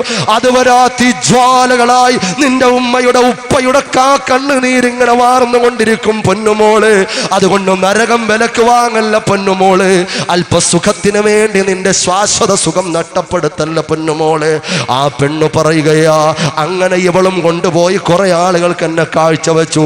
അവസാനം മാരകമായ AIDS രോഗത്തിൽ ഞാൻ അടിമപ്പെട്ടു. അവസാനം ഈ ഓടയിൽ കൊണ്ട് തെള്ളിയിട്ട് അവര് പോയതാ. അങ്ങനെയുള്ള പെണ്ണാ ഞാനെന്ന് പറയുമ്പോ ആ പരിസരത്ത് നിന്ന് ഡോക്ടേഴ്സ് ഉൾപ്പെടെ ഈ അൻഷാദ് എന്ന് പറയുന്ന ചെറുപ്പക്കാരൻ ഉൾപ്പെടെ പൊട്ടിക്കറന്നു പോയെങ്കിൽ പെങ്ങളെ അല്ല വിടൂല. പടച്ച തമ്പുരാൻ ഈ ലോകത്ത് തന്നെ വെച്ച് പാഠം പഠിപ്പിക്കുന്ന ഒരു കേസാ, മറന്നു പോകണ്ട. അതുകൊണ്ട് അള്ളാഹുവിന്റെ ദീനിനെ വിട്ട് കളിക്കല്ല മോളെ. അള്ളാഹു അനുവദിച്ചു തന്ന സന്തോഷകരമായൊരു ജീവിതത്തെ തച്ചുടക്കല്ല പൊന്നുമോളെ. എൻ്റെ പ്രിയപ്പെട്ട പെങ്ങളെ ഞാൻ പറയുകയാ. അതുകൊണ്ട് കടന്നു ചെല്ലാനൊരു രോഗമുണ്ടല്ലോ, കടന്നു ചെല്ലാനുള്ളൊരു ലോകമുണ്ടല്ലോ. അവിടെ സ്വർഗത്തിലെ തമ്പുരാട്ടിമാരുടെ തമ്പുരാട്ടിയായ മഹദിയായ ബീബി ഫാത്തിമ റളിയല്ലാഹു തആല അൻഹ നിനക്ക് വേണ്ടി കാത്തിരിക്കുന്നുണ്ട് മോളെ. നിനക്ക് വേണ്ടി അള്ളാഹുവിന്റെ ഹബീബിന്റെ പ്രിയപ്പെട്ട പ്രാണപ്രയസിമാര് നിന്നെ സ്വർഗത്തിൽ കൈപിടിക്കാൻ കാത്തിരിക്കുന്നുണ്ട് പൊന്നുമോളെ. അതുകൊണ്ട് മഗ്‌രിബ് ഇശാഇന്റെ ഇടക്കുള്ള സമയം ടെലിവിഷന് മുമ്പിൽ നിന്റെ യുവത്വം തീർത്തു കളയല്ലേ. മുൻഗാമികളായ പെങ്ങന്മാരെങ്ങനെയുള്ളവരായിരുന്നു, ആ സഹോദരിമാരെങ്ങനെയുള്ളവരായിരുന്നു. മഗ്‌രിബിന്റെ ബാങ്ക് കൊടുത്തു കഴിഞ്ഞാൽ മുൻഗാമികളായ യുവതികൾ എങ്ങനെയായിരുന്നു?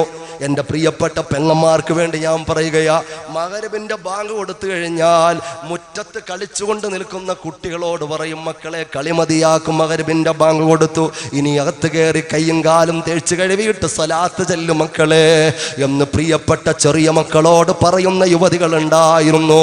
എന്നിട്ട് ഇവളതാ വുളൂ ചെയ്തുകൊണ്ട് നിസ്കാര റൂമിലേക്ക് പോവുകയാ.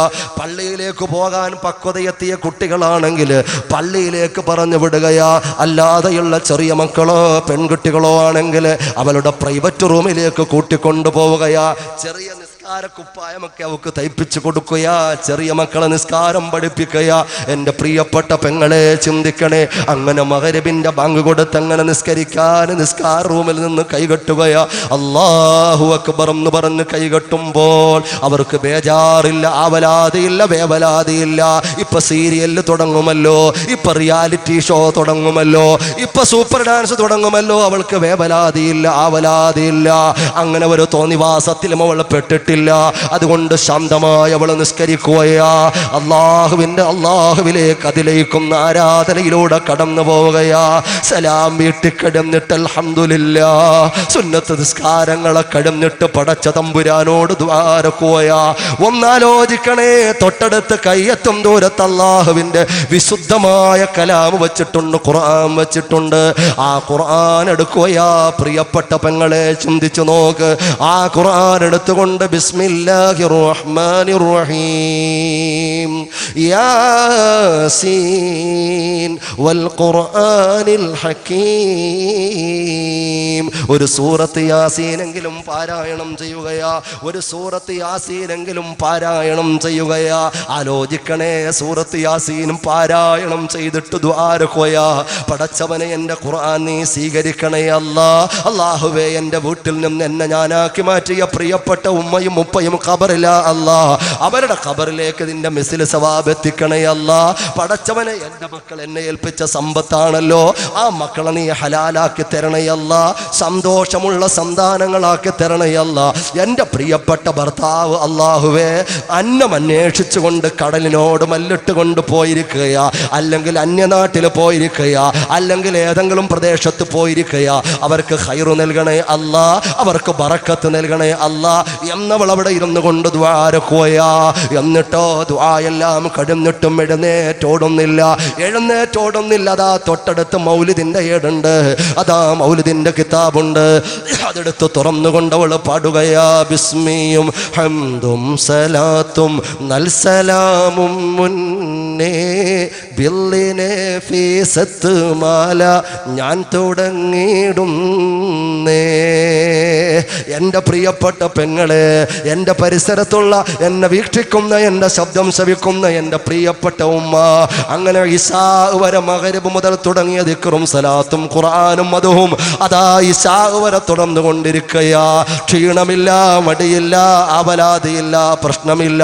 ഞാൻ ചോദിക്കുന്നു, അങ്ങനെ ഒരു മുസല്ലയുള്ള വീട് എവിടെയാ? മഗ്‌രിബിന്റെ ഇശാഇന്റെ ഇടയ്ക്ക് വിശ്രമമില്ലാതെ പ്രവർത്തിക്കുന്ന ഒരു മുസല്ല എവിടെയാ? വിശ്രമമില്ലാതെ പ്രവർത്തിക്കുന്ന ഒരു നിസ്കാര കുപ്പായം എവിടെയാ? അള്ളാന്റെ ഹബീബിന്റെ പേരിൽ കൃത്യമായ ഒരു 10 സ്വലാത്തെങ്കിലും ചെല്ലുന്ന പെണ്ണ് എവിടെയാ? മുത്തുനബി തങ്ങളെ കിനാവിൽ കാണുമെന്ന് ആഗ്രഹിക്കുന്ന പെണ്ണ് എവിടെയാ? അതുകൊണ്ട് എൻ്റെ പൊന്നു പെങ്ങളെ, നിന്റെ കാര്യം പറയാൻ ഒരുപാടുണ്ട്, സമയം പോരാ. എൻ്റെ പ്രിയപ്പെട്ട ചെറുപ്പക്കാരാ, യുവതികളെ, യുവാക്കളെ, നമുക്ക് സ്വർഗം സമ്പാദിക്കാൻ ഞാൻ ആദ്യം പറഞ്ഞത് പോലെ അള്ളാഹു തന്ന യുവത്തമാ പടച്ചവനെ വെല്ലുവിളിക്കല്ലേ. അള്ളാഹു ചോദിക്കും, നമുക്ക് തന്ന കണ്ണുണ്ടല്ലോ, കാതുണ്ടല്ലോ, നമുക്ക് തന്ന നാവുണ്ടല്ലോ, കൽബുണ്ടല്ലോ, എല്ലാം പടച്ച തമ്പുരാന് ചോദിക്കും. അത് മോശത്തരം കണ്ട് മലീമസപ്പെടുത്തിയാൽ ഇന്ന സമഅ വൽ ബസറ വൽ ഫുആദ് കുല്ലു ഉലൈക കാന അൻഹു മസ്ഊലാ. അല്ലാഹുവിന്റെ ഖുർആൻ പറഞ്ഞില്ലയോ, അവന്റെ കാഴ്ചയും അവന്റെ കേൾവിയും. സുബ്ഹാനല്ലാഹ്, അല്ലാഹുവിന്റെ ഖുർആനിന്റെ ഒരു ഘടന കണ്ടോ? ആദ്യം പറഞ്ഞത് കാഴ്ചയല്ല, ഇന്ന സമഅ വൽ ബസറ വൽ ഫുആദ്. നിങ്ങൾ കണ്ടോ ആയത്ത്? ഇന്ന സമഅ ആദ്യം അല്ലാഹു പറഞ്ഞത് കേൾവി എന്നാണ്, പിന്നെയാണ് വൽ ബസറ കാഴ്ച, പിന്നെയാണ് വൽ ഫുആദ് ഹൃദയത്തിൽ അങ്കുരിക്കുന്ന വിഷയം എന്ന് അല്ലാഹുവിന്റെ ഖുർആൻ പറഞ്ഞത്. പല അഭിപ്രായങ്ങളുണ്ടെങ്കിലും നിങ്ങൾ ചിന്തിച്ചു നോക്കൂ. ഒരു മനുഷ്യൻ അവൻ അള്ളാഹു കണ്ണ് പുറത്തുള്ള കാഴ്ചകൾ കാണുന്നതിന് മുമ്പ് മാതാവിൻ്റെ ഗർഭഗൃഹത്തിൽ കിടന്നുകൊണ്ട് പരിസരത്തെ കാര്യങ്ങൾ കേട്ടു തുടങ്ങും. ആദ്യമായി പ്രവർത്തിച്ചു തുടങ്ങുന്ന അവയവം അവൻ്റെ കാതാണ്. പുറത്തുള്ള കാര്യങ്ങൾ കാണുന്നതിന് മുമ്പ് തന്നെ പുറത്തുള്ള ചലനങ്ങളുടെ ശബ്ദബീജികൾ ഗർഭഗൃഹത്തിൽ നിന്ന് തന്നെ അവൻ കേട്ടു തുടങ്ങും. അതുകൊണ്ട് ഗർഭിണികളായ സഹോദരിമാർ നല്ല നല്ല കാര്യങ്ങൾ കേൾക്കുകയും നല്ല നല്ല വിഷയങ്ങളുമായി ബന്ധപ്പെടുകയും നല്ല നല്ല ഭക്ഷണക്രമങ്ങൾ നടത്തുകയും നല്ലവരോട് സഹവസിക്കുകയും ചെയ്താൽ നിന്റെ ഗർഭഗൃഹത്തിലുള്ള ആ കുട്ടി വളരെ നല്ല കുട്ടിയായി മാറുമെന്ന് ആത്മീയ നേതാക്കന്മാരും പറഞ്ഞിട്ടുണ്ട്. ശാസ്ത്രീയമായി എൻ്റെ പ്രിയപ്പെട്ട സഹോദരങ്ങളെ ഡോക്ടേഴ്സും പറഞ്ഞു തന്നിട്ടുണ്ട്. അള്ളാഹു നല്ല സഹോദരിയും ഒരുപാട് ഗർഭിണികളായ സഹോദരിമാരുണ്ട്. നല്ല സുഖപ്രസവം നൽകി അനുഗ്രഹിക്കുമാറാകട്ടെ. മക്കളില്ലാത്ത ഒരുപാട് ആളുകളുണ്ട്. വർഷങ്ങളായി കണ്ണീരായി കണ്ണീർ കടലായി പ്രിയപ്പെട്ടൊരു കുരുന്നിന് വേണ്ടി കാത്തിരിക്കുന്ന ഒരുപാട് ആളുകൾ എവിടെ നിന്നെല്ലാമോ ദ്വാരക്കാൻ പറഞ്ഞിട്ടുണ്ട്.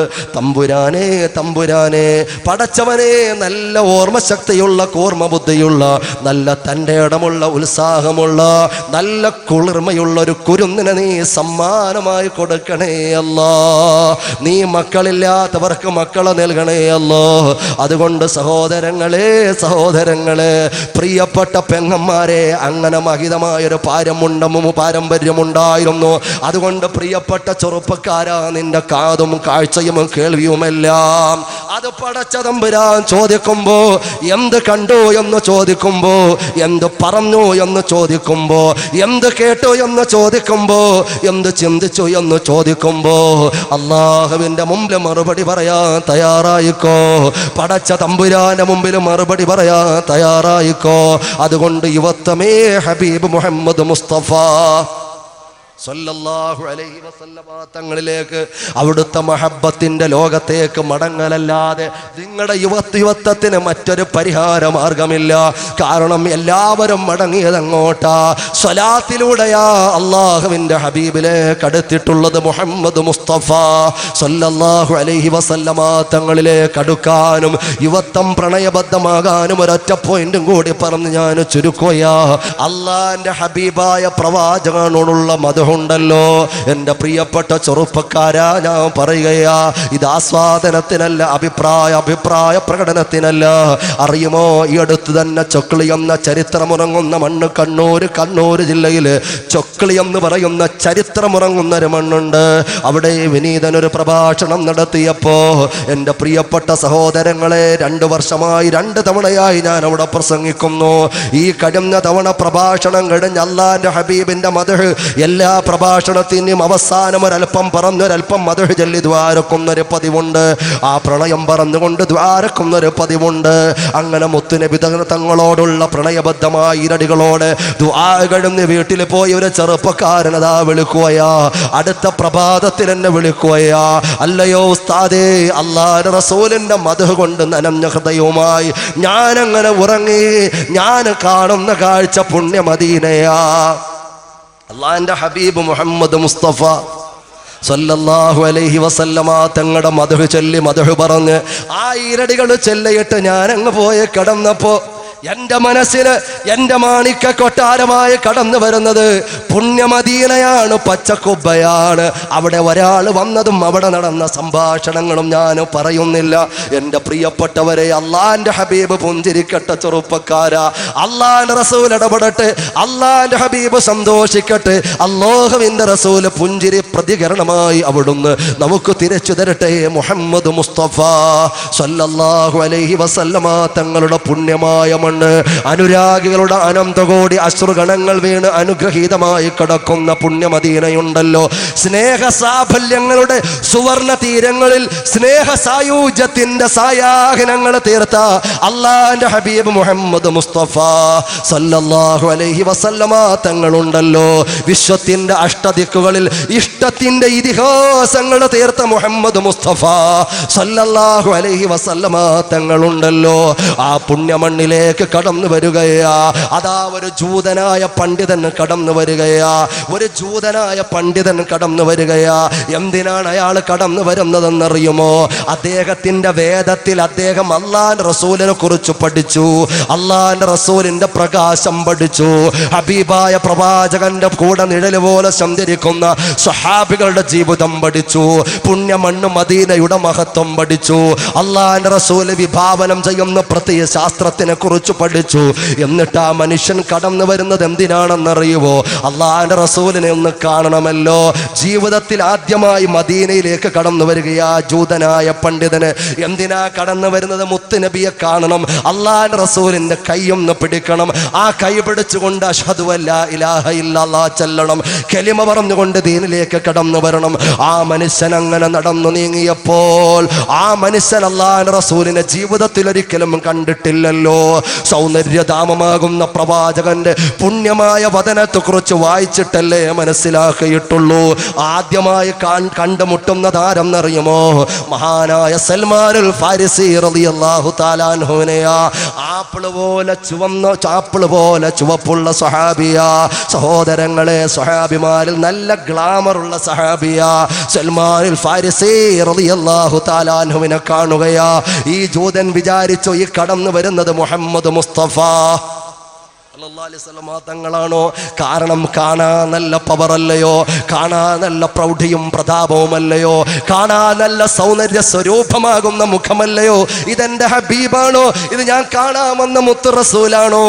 സൽമാൻ ഫാരിസ് തങ്ങളടുത്ത് വന്നുകൊണ്ട് പറയുകയാ, നിങ്ങൾ അല്ലാഹുവിന്റെ റസൂലാണോ? നിങ്ങൾ അല്ലാഹുവിന്റെ റസൂലാണോ? നിങ്ങൾ മുഹമ്മദ് മുസ്തഫയാണോ? സൽമാൻ തങ്ങളത് കേട്ടപ്പോൾ പൊട്ടിക്കരന്നിട്ട് പറയുകയാ, ലാ അന അബ്ദുഹു,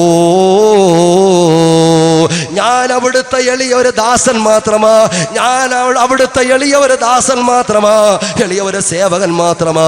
എവിടെയാ അല്ലാഹുവിന്റെ റസൂൽ? എവിടെയാ? ഞാൻ മുത്തുനബി തങ്ങളെ കാണാമെന്ന ആളാ, ഞാൻ മുത്തുനബി തങ്ങളുടെ കൈപിടിച്ച് ഇസ്ലാം സ്വീകരിക്കാമെന്ന ആളാ. എവിടെയാ പുണ്യപ്രവാചകൻ ഇരിക്കുന്നതെന്ന് പറയുമോ? സൽമാൻ തങ്ങൾ പരിശുദ്ധമായ മദീനയുടെ പള്ളിയുടെ ഓരത്തിരിക്കുന്ന ഒരു കൂട്ടം സഹാബികള് ആ സഹാബികളുടെ ഭാഗത്തേക്ക് അയക്കുകയാ. മനുഷ്യ, നിങ്ങൾ അങ്ങോട്ട് ചെല്ലൂ, അവിടെ അന്വേഷിക്കൂ. സഹോദരങ്ങളെ, ജൂതനായ മനുഷ്യന് കടന്നു വരുമ്പോൾ ഒരു കൂട്ടം സഹാബികൾ പള്ളിയുടെ ഓരത്തിരിക്കുകയാ. അതിൽ മഹാനായ അലിയുൽ മുർത്തല തങ്ങളുണ്ട്, അലി ഇബ്നു അബീ ത്വാലിബ് റളിയല്ലാഹു തആല അൻഹു ഉണ്ട്, അലിയാർ തങ്ങളടക്കമുള്ള പല പ്രമുഖ സഹാബികളും അവിടെ ഇരിക്കുമ്പോൾ ഈ മനുഷ്യൻ ചെന്നുകൊണ്ട് ചോദിക്കയാ, നിങ്ങളുടെ കൂട്ടത്തിൽ ആരാ? നിങ്ങളുടെ കൂട്ടത്തിൽ ആരാ? മുഹമ്മദ് മുസ്തഫ സല്ലല്ലാഹു അലൈഹി വസല്ലം. ആരാ നിങ്ങളുടെ കൂട്ടത്തിൽ? മുഹമ്മദ് മുസ്തഫ സല്ലല്ലാഹു അലൈഹി വസല്ലം. ഇത് കേട്ടപ്പോൾ, അല്ലാഹുവിന്റെ റസൂലിന്റെ പേര് കേട്ടപ്പോൾ ആ സഹാബികളെല്ലാം മിങ്ങിപ്പൊട്ടുകയാ. അലിയാർ തങ്ങളടക്കമുള്ളവർ കൊച്ചു കുട്ടികളെ പോലെ കരയുകയാ. സഹോദരങ്ങളെ, അറിയണേ ചെറുപ്പക്കാരാ, ഒരുപാട് ആളുകൾക്ക് നീ മനസ്സ് കൊടുത്തിട്ടുണ്ടല്ലോ. നിന്റെ മനസ്സിന്റെ മുഖങ്ങളിൽ മൂടുപടമിട്ടിരിക്കുന്നത് ഏതൊക്കെ ചിത്രങ്ങളാ പൊന്നുമോനെ? ഒരു സ്ഥലത്തിൽ അതാ മമ്മൂട്ടിയാണ്, മറ്റൊരു സ്ഥലത്തിൽ മോഹൻലാലാ. ഇതൊന്നും പോലെ കുറച്ച് ഹിന്ദി നടന്മാര്, കുറച്ച് തമിഴ് നടന്മാര്, കുറച്ച് തെലുങ്കും അതുപോലെ കന്നഡയും നടന്മാര്. മറ്റു സ്ഥലത്തിലോ നമ്പർ 10 അടിച്ച മെസ്സിയുടെ ചിത്രവാ, നെയ്മറിന്റെ ചിത്രവാ, പല കായിക രംഗങ്ങളിലും ശോഭിക്കുന്നു എന്ന് പറയുന്നവരുടെ ചിത്രങ്ങളാ. അവിടെ എവിടെയാ മുഹമ്മദ് മുസ്തഫ? അവിടെ എവിടെയോ രാജകുമാരൻ മുഹമ്മദ് മുസ്തഫ? അല്ലാഹുവിന്റെ റസൂലല്ലയോ നമ്മുടെ കാരണക്കാരൻ? അല്ലാഹുവിന്റെ റസൂലല്ലയോ നമ്മുടെ ജീവിതത്തിന്റെ നിദാനക്കാരൻ? ആ മുത്തുനബി തങ്ങളോടുള്ള പ്രണയമില്ലാതൊരു യുവത്വമാവുകയില്ല. പെണ്ണെ, അല്ലാഹുവിന്റെ റസൂലിനോട് ഇഷ്ടമില്ലാതെ നിന്റെ യുവത്വത്തിനൊരു ഇമ്പമില്ല പെണ്ണെ. അല്ലാഹുവിന്റെ റസൂലിനോട് ഇഷ്ടമില്ലാതെ ചെറുപ്പക്കാരാ, ഹബീബിനോട് മഹബത്തില്ലാതെ ഹൃദയത്തിൽ ആരെയൊക്കെയോ വലിച്ചു നീട്ടി ഒട്ടിച്ചിരിക്കുന്ന ആ ഒരു ഹൃദയഭിത്തിയുമായി നീ നടന്നു നീങ്ങുമ്പോൾ, എൻ്റെ പ്രിയപ്പെട്ട ചെറുപ്പക്കാരാ, ഹബീബായ പ്രവാചകനെ ജീവിതത്തിൽ ഒരിക്കലൊന്ന് കാണാൻ നിനക്ക് നിനക്ക് മോഹമുണ്ടോ? ആലോചിച്ച് നോക്കൂ. സഹാബികളുടെ മുമ്പിൽ നിൽക്കുമ്പോൾ, സഹാബികളുടെ മുമ്പിൽ നിന്നുകൊണ്ട് ഈ ജൂതം ചോദിക്കുമ്പോൾ സഹാബികളെല്ലാം കരയുകയാ. ഇദ്ദേഹത്തിന് അത്ഭുതമായി അലിയാർ തങ്ങൾ മുന്നോട്ട് കടന്നു വന്നു. അലിയാർ തങ്ങൾ ഈ മനുഷ്യനെ സമാധാനിപ്പിച്ചുകൊണ്ട് പറയുകയാ, എവിടെയാ പരിഭ്രമിച്ചു നിൽക്കുന്ന ഈ മനുഷ്യൻ? അള്ളാഹുവിന്റെ റസൂലിന്റെ പേര് ചോദിച്ചപ്പോൾ നിങ്ങൾ എല്ലാവരും ഇങ്ങനെ കരയുന്നത് എന്താണെന്ന് പരിഭ്രമിച്ചു നിന്നപ്പോൾ ആ ജൂതനായ പണ്ഡിതന്റെ തോളിൽ തട്ടിയിട്ട് പറയുകയാ, കരന്നുകൊണ്ട് അലിയാർ തങ്ങൾ പറയുകയാ, അല്ലയോ മനുഷ്യ, ആരംഭപ്പൂവായ മുഹമ്മദ് മുസ്തഫ സല്ലല്ലാഹു അലൈഹി വസല്ലമ തങ്ങൾ ഞങ്ങളിൽ നിന്നും വിട പറഞ്ഞു പോയിട്ടും 3 ദിവസമായി. ആ പ്രകാശം ഇവിടെ നിന്ന് പൊലിഞ്ഞു പോയിട്ടും നീ 3-ാം ദിവസമാ. ആ ദുഃഖത്തിൽ ഞങ്ങൾ ഇരിക്കുമ്പോഴാ നിങ്ങൾ അള്ളാഹുവിന്റെ റസൂലിനെ അന്വേഷിച്ചു വന്നിട്ടുള്ളത്. ഞങ്ങൾ എങ്ങനെയാ കരയാതിരിക്കുക എന്ന് പറയുമ്പോൾ ഈ ജൂതനായ മനുഷ്യൻ 2 കൈയും തലയിൽ വെച്ച്, വാ ഹുസ്ന, എനിക്ക് വന്ന വേദനയെ, എനിക്ക് വന്ന പ്രയാസമേ, എനിക്ക് സംഭവിച്ചു പോയ തീരാ ദുഃഖമേ, അള്ളാഹുവിന്റെ റസൂല് വിട പറഞ്ഞു പോയോ, ഹബീബ് വിട പറഞ്ഞു പോയോ, മുത്തുനബി എനിക്ക് കാണാൻ പറ്റില്ല എന്നൊക്കെ പറഞ്ഞ് പൊട്ടിക്കറന്നിട്ട് ആ മനുഷ്യൻ പറയുകയാ, ആ മുത്തുനബി തങ്ങൾ ജീവിതത്തിൽ ഇട്ട ഒരു വസ്ത്രം ഇങ്ങ് കൊണ്ടു തരുവോ? എനിക്കൊന്ന് മുത്തി മണക്കാൻ വേണ്ടിയിട്ട, എനിക്കൊന്ന് ചുംബനം കൊടുക്കാൻ, മുത്തി മണക്കാൻ വേണ്ടിയിട്ട ഹബീബായ പ്രവാചകൻ ധരിച്ച ഒരു കുപ്പായം ഒന്ന് കൊണ്ടു തരുവോ? എൻ്റെ പ്രിയപ്പെട്ട സഹോദരങ്ങളെ, അലിയാർ തങ്ങൾ തൻ്റെ പ്രിയപ്പെട്ട പത്നി ഫാത്തിമാനോട് അതാ മഹാനായ സൽമാൻ തങ്ങളെ പറഞ്ഞു വിടുകയാ, മോനെ സൽമാനെ ചെന്ന് പറ, ഫാത്തിമാനോട് ചെന്ന് പറ, അള്ളാന്റെ റസൂലിന്റെ ഒരു കുപ്പായം തരാൻ കാര്യങ്ങൾ ഫാത്തിമാനോട് പറ. ഫാത്തിമാന്റെ വീട്ടിൽ പോയി നിന്നുകൊണ്ട് പറയുകയാ, ബീവി ഫാത്തിമ, അള്ളാന്റെ റസൂലിന്റെ ഒരു കുപ്പായം തരൂ ഫാത്തിമ. ഫാത്തിമ ബീവി വിതുമ്പിക്കൊണ്ട് ചോദിക്കുക, അല്ല സൽമാനെ, അള്ളാന്റെ റസൂലിന്റെ കുപ്പായം ഇടാൻ യോഗ്യനായ ആരെങ്കിലും മദീനത്തുണ്ടോ സൽമാനെ? അല്ല ഫാത്തിമ, ഈ വന്ന ജൂതന്റെ കാര്യങ്ങൾ പറഞ്ഞു കൊടുക്കുകയാ. അങ്ങനെ കുപ്പായം കയ്യിൽ കൊടുത്തു. ആ കുപ്പായവുമായി ഓടിച്ചെന്നു. അള്ളാന്റെ റസൂലിന്റെ പൂമേന് സ്പർശിച്ച കുപ്പായത്തെ ആ ജൂതനായ മനുഷ്യന്റെ കയ്യിൽ കിട്ടിയപ്പോൾ പൊട്ടിക്കടന്നുകൊണ്ട് ചുംബനങ്ങൾ കൊടുക്കുകയാ. എന്നിട്ട് ആ മനുഷ്യൻ പറഞ്ഞു, എവിടെയാ അള്ളാന്റെ റസൂല് കിടക്കുന്ന സ്വർഗം എവിടെയാ? ആയിഷാ ബീവിയുടെ വീട്ടിന്റെ ചാരത്താണല്ലോ. അങ്ങോട്ട് കൂട്ടിക്കൊണ്ടുപോയി അവിടെ നിൽക്കുകയാ. അള്ളാന്റെ റസൂലിന്റെ സ്വർഗത്തിന് മുമ്പിൽ നിൽക്കുകയാ. അവിടെ നിന്നുകൊണ്ട് ഈ മനുഷ്യൻ പറയുകയാ, അഷ്ഹദു അല്ലാ ഇലാഹ ഇല്ലല്ലാഹ് വ അഷ്ഹദു അന്ന മുഹമ്മദർ റസൂലുള്ളാഹ്. അല്ലാഹുവിന്റെ ദീനിലേക്ക് കടന്നു വന്നു, അല്ലാഹുവിന്റെ ദീനിലേക്ക് കടന്നു വന്നു. എന്നിട്ട് അല്ലാഹുവിനോട് ദുആ രക്കുന്നു, യാ റബ്ബി, പടച്ചവനെ, നാഥനായ റബ്ബേ, എൻ്റെ ആഗ്രഹം പോലെ ഇതാ അല്ലാഹുവിന്റെ റസൂലിന്റെ ചാരത്ത് വന്ന് ഞാൻ നിന്റെ ദീൻ സ്വീകരിച്ചു പടച്ചവനെ. അതുകൊണ്ട് അല്ലാഹുവിന്റെ റസൂൽ ഇല്ലാത്തൊരു അറ്റ്മോസ്ഫിയർ എനിക്ക് ആവശ്യമില്ല, മുത്തുനബി ഇല്ലാത്തൊരു അന്തരീക്ഷം എനിക്ക് വേണ്ട. എൻ്റെ ഷഹാദത്ത് നിനക്ക് തൃപ്തിയാണോ? ഞാൻ ദീനിലേക്ക് വന്നത് നിനക്ക് ഇഷ്ടമാണോ? നിനക്ക് തൃപ്തിയാണോ? എങ്കിൽ ഫഖ്ബിൽ റൂഹി, എൻ്റെ ആത്മാവിനെ നീ പിടിക്കൂ റബ്ബേ. പടച്ചവനെ, ഞാൻ മുസ്ലിമായി നിനക്ക് ഇഷ്ടമാണെങ്കിൽ എൻ്റെ റൂഹിനെ നീ ഇപ്പം തന്നെ പിടിച്ചു. അള്ളാഹുവിൻ്റെ റസൂലില്ലാത്തൊരു അന്തരീക്ഷം എനിക്ക് വേണ്ട, എൻ്റെ റൂഹിനെ പിടിക്കൂ എന്ന് പറയുമ്പോൾ ആ മഹാനായ മനുഷ്യൻ്റെ റൂഹിനെ അള്ളാഹു തആല പിടിച്ചു എന്നാണ് ചരിത്രം. മുഹമ്മദ് മുസ്തഫ. എൻ്റെ പ്രിയപ്പെട്ട സഹോദരങ്ങളെ, അള്ളാഹിൻ്റെ ഹബീബ് മുഹമ്മദ് മുസ്തഫ സല്ലല്ലാഹു അലൈഹി വസല്ലമ തങ്ങളുടെ പേരിൽ ഒരൊറ്റ സ്വലാത്ത് ചൊല്ലിക്കൊണ്ട് ഇൻഷാ അല്ലാഹ് ഒരു ചെറിയ ദുആയിലേക്ക് കടക്കുകയാണ്. എല്ലാ ആളുകളും അല്ലാഹുവിന്റെ റസൂലിന്റെ പേരിൽ സ്വലാത്ത് ചൊല്ലണം, മദ്ഹ് ചൊല്ലണം.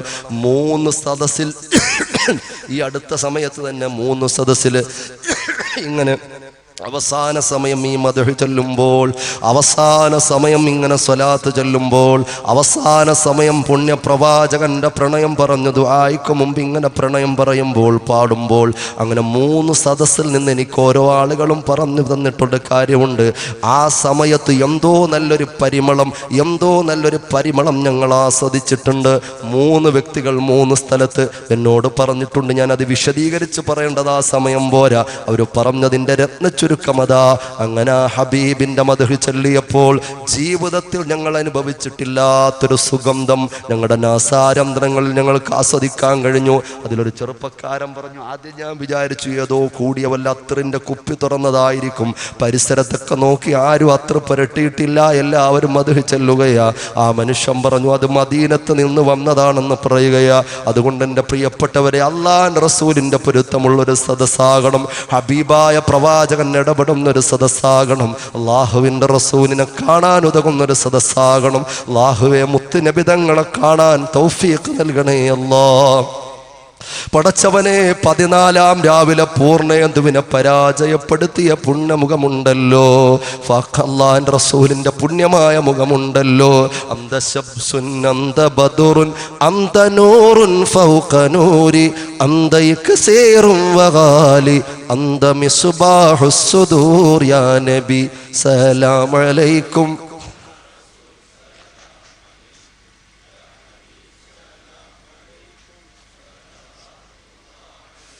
സൂര്യന്റെ കിരണങ്ങളെയും ചന്ദ്രന്റെ നിലാവൊളിയെയും പരാജയപ്പെടുത്തിയ മുഖവദനമല്ലയോ അള്ളാഹുവിന്റെ റസൂലിന്റെ സുന്ദരമായ മുഖം. അള്ളാഹുവേ, മരണത്തിന് മുമ്പ് ഒരു നോക്ക് കാണാൻ നീ തൗഫീഖ് നൽകണേ അല്ലാഹ്. കണ്ടവർക്ക് വീണ്ടും കാണാൻ നീ തൗഫീഖ് നൽകണേ അല്ലാഹ്. മൗലായ സല്ലി വസല്ലിം ദായിമൻ അബദാ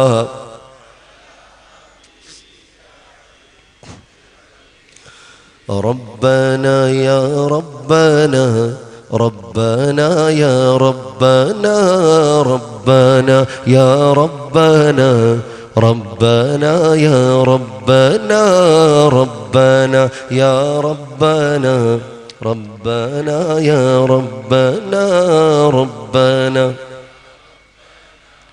ربنا يا ربنا مولاي صل وسلم دائما ابدا على حبيبك خير الخلق كلهم ثم الرضا عن ابي بكر وعن عمر وعن علي وعن عثمان ذي الكرم مولاي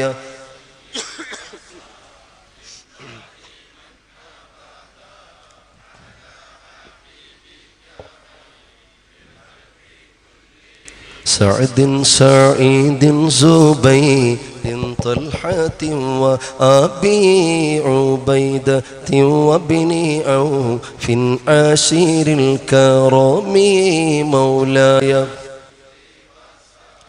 لم دائما على حبيبك يا ربي بالمصطفى بلغ مقاصدنا يا ربي قاصدنا واغفر لنا ما مضى يا واسع الكرم مولاي صل وسلم دائما ابدا للخلق كلهم الحمد لله رب العالمين حمدا يوافي نعمه ويكافئ مزيده اللهم صل على سيدنا محمد وعلى آله وأصحاب سيدنا ومولانا محمد أرحم الراحمين يا الله കരുണയുള്ള നാഥാ നീ ഞങ്ങളെ സ്വീകരിക്കണം റഹ്മാനേ. അല്ലാഹുവേ, ഞങ്ങൾ പറഞ്ഞതും കേട്ടതും ഇരുന്നതും നിന്നതും എല്ലാം നീ കബൂലാക്കണം അല്ലാഹ്. പടച്ചവനെ, എന്തെങ്കിലും അനിഷ്ടം വന്നു പോയിട്ടുണ്ടെങ്കിൽ നീ പൊറുക്കണേ അല്ലാഹ്. പടച്ചവനെ, ഞങ്ങളുടെ പാപങ്ങൾ സുഹൃതങ്ങളെക്കാൾ എത്രയോ 10 മടങ്ങാണല്ലോ. പടച്ചവനെ, നീ അല്ലാതെ പൊറുക്കാൻ ആരുമില്ലല്ലോ അല്ലോ. ഞങ്ങളുടെ പാപങ്ങളെല്ലാം നീ പൊറുക്കണേ അല്ലോ. പടച്ചവനെ, പാപികളായി ഞങ്ങളുടെ ഒരാളിൻ്റെയും റൂഹിനെ നീ കൊണ്ടുപോകല്ലേ അല്ലോ. അസ്റായീലിനെ കാണുന്നതിന് മുമ്പ് എല്ലാ പാപങ്ങളിൽ നിന്ന് മുക്തമാകാനുള്ള വലിയ ഭാഗ്യം നൽകണേ അല്ലോ. ഞങ്ങളുടെ ഖൽബ് നീ നന്നാക്കണേ അല്ലോ. ഞങ്ങളുടെ അമാലുകൾ നീ പൊരുത്തപ്പെട്ടതാക്കണേ അല്ലാ.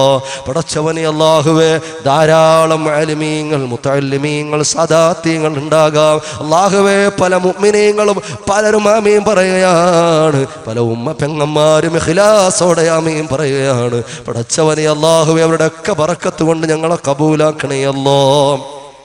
പടച്ചവനെ പരിസരത്തുള്ള സ്വാലിഹീങ്ങൾ പടച്ചവനെ അല്ലാഹുവേ, പതിയാങ്കര ഉസ്താദ് അടക്കമുള്ള പല സ്വാലിഹീങ്ങളും ഉണ്ട് റഹ്മാനായ അല്ലാ. അവരുടെ ദർജ നീ ഉയർത്തണേ അല്ലാ.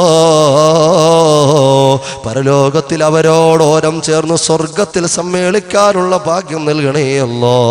പടച്ചവനെ ഞങ്ങളുടെ എല്ലാ വിഷമങ്ങളും മാറ്റണേ അല്ലാ.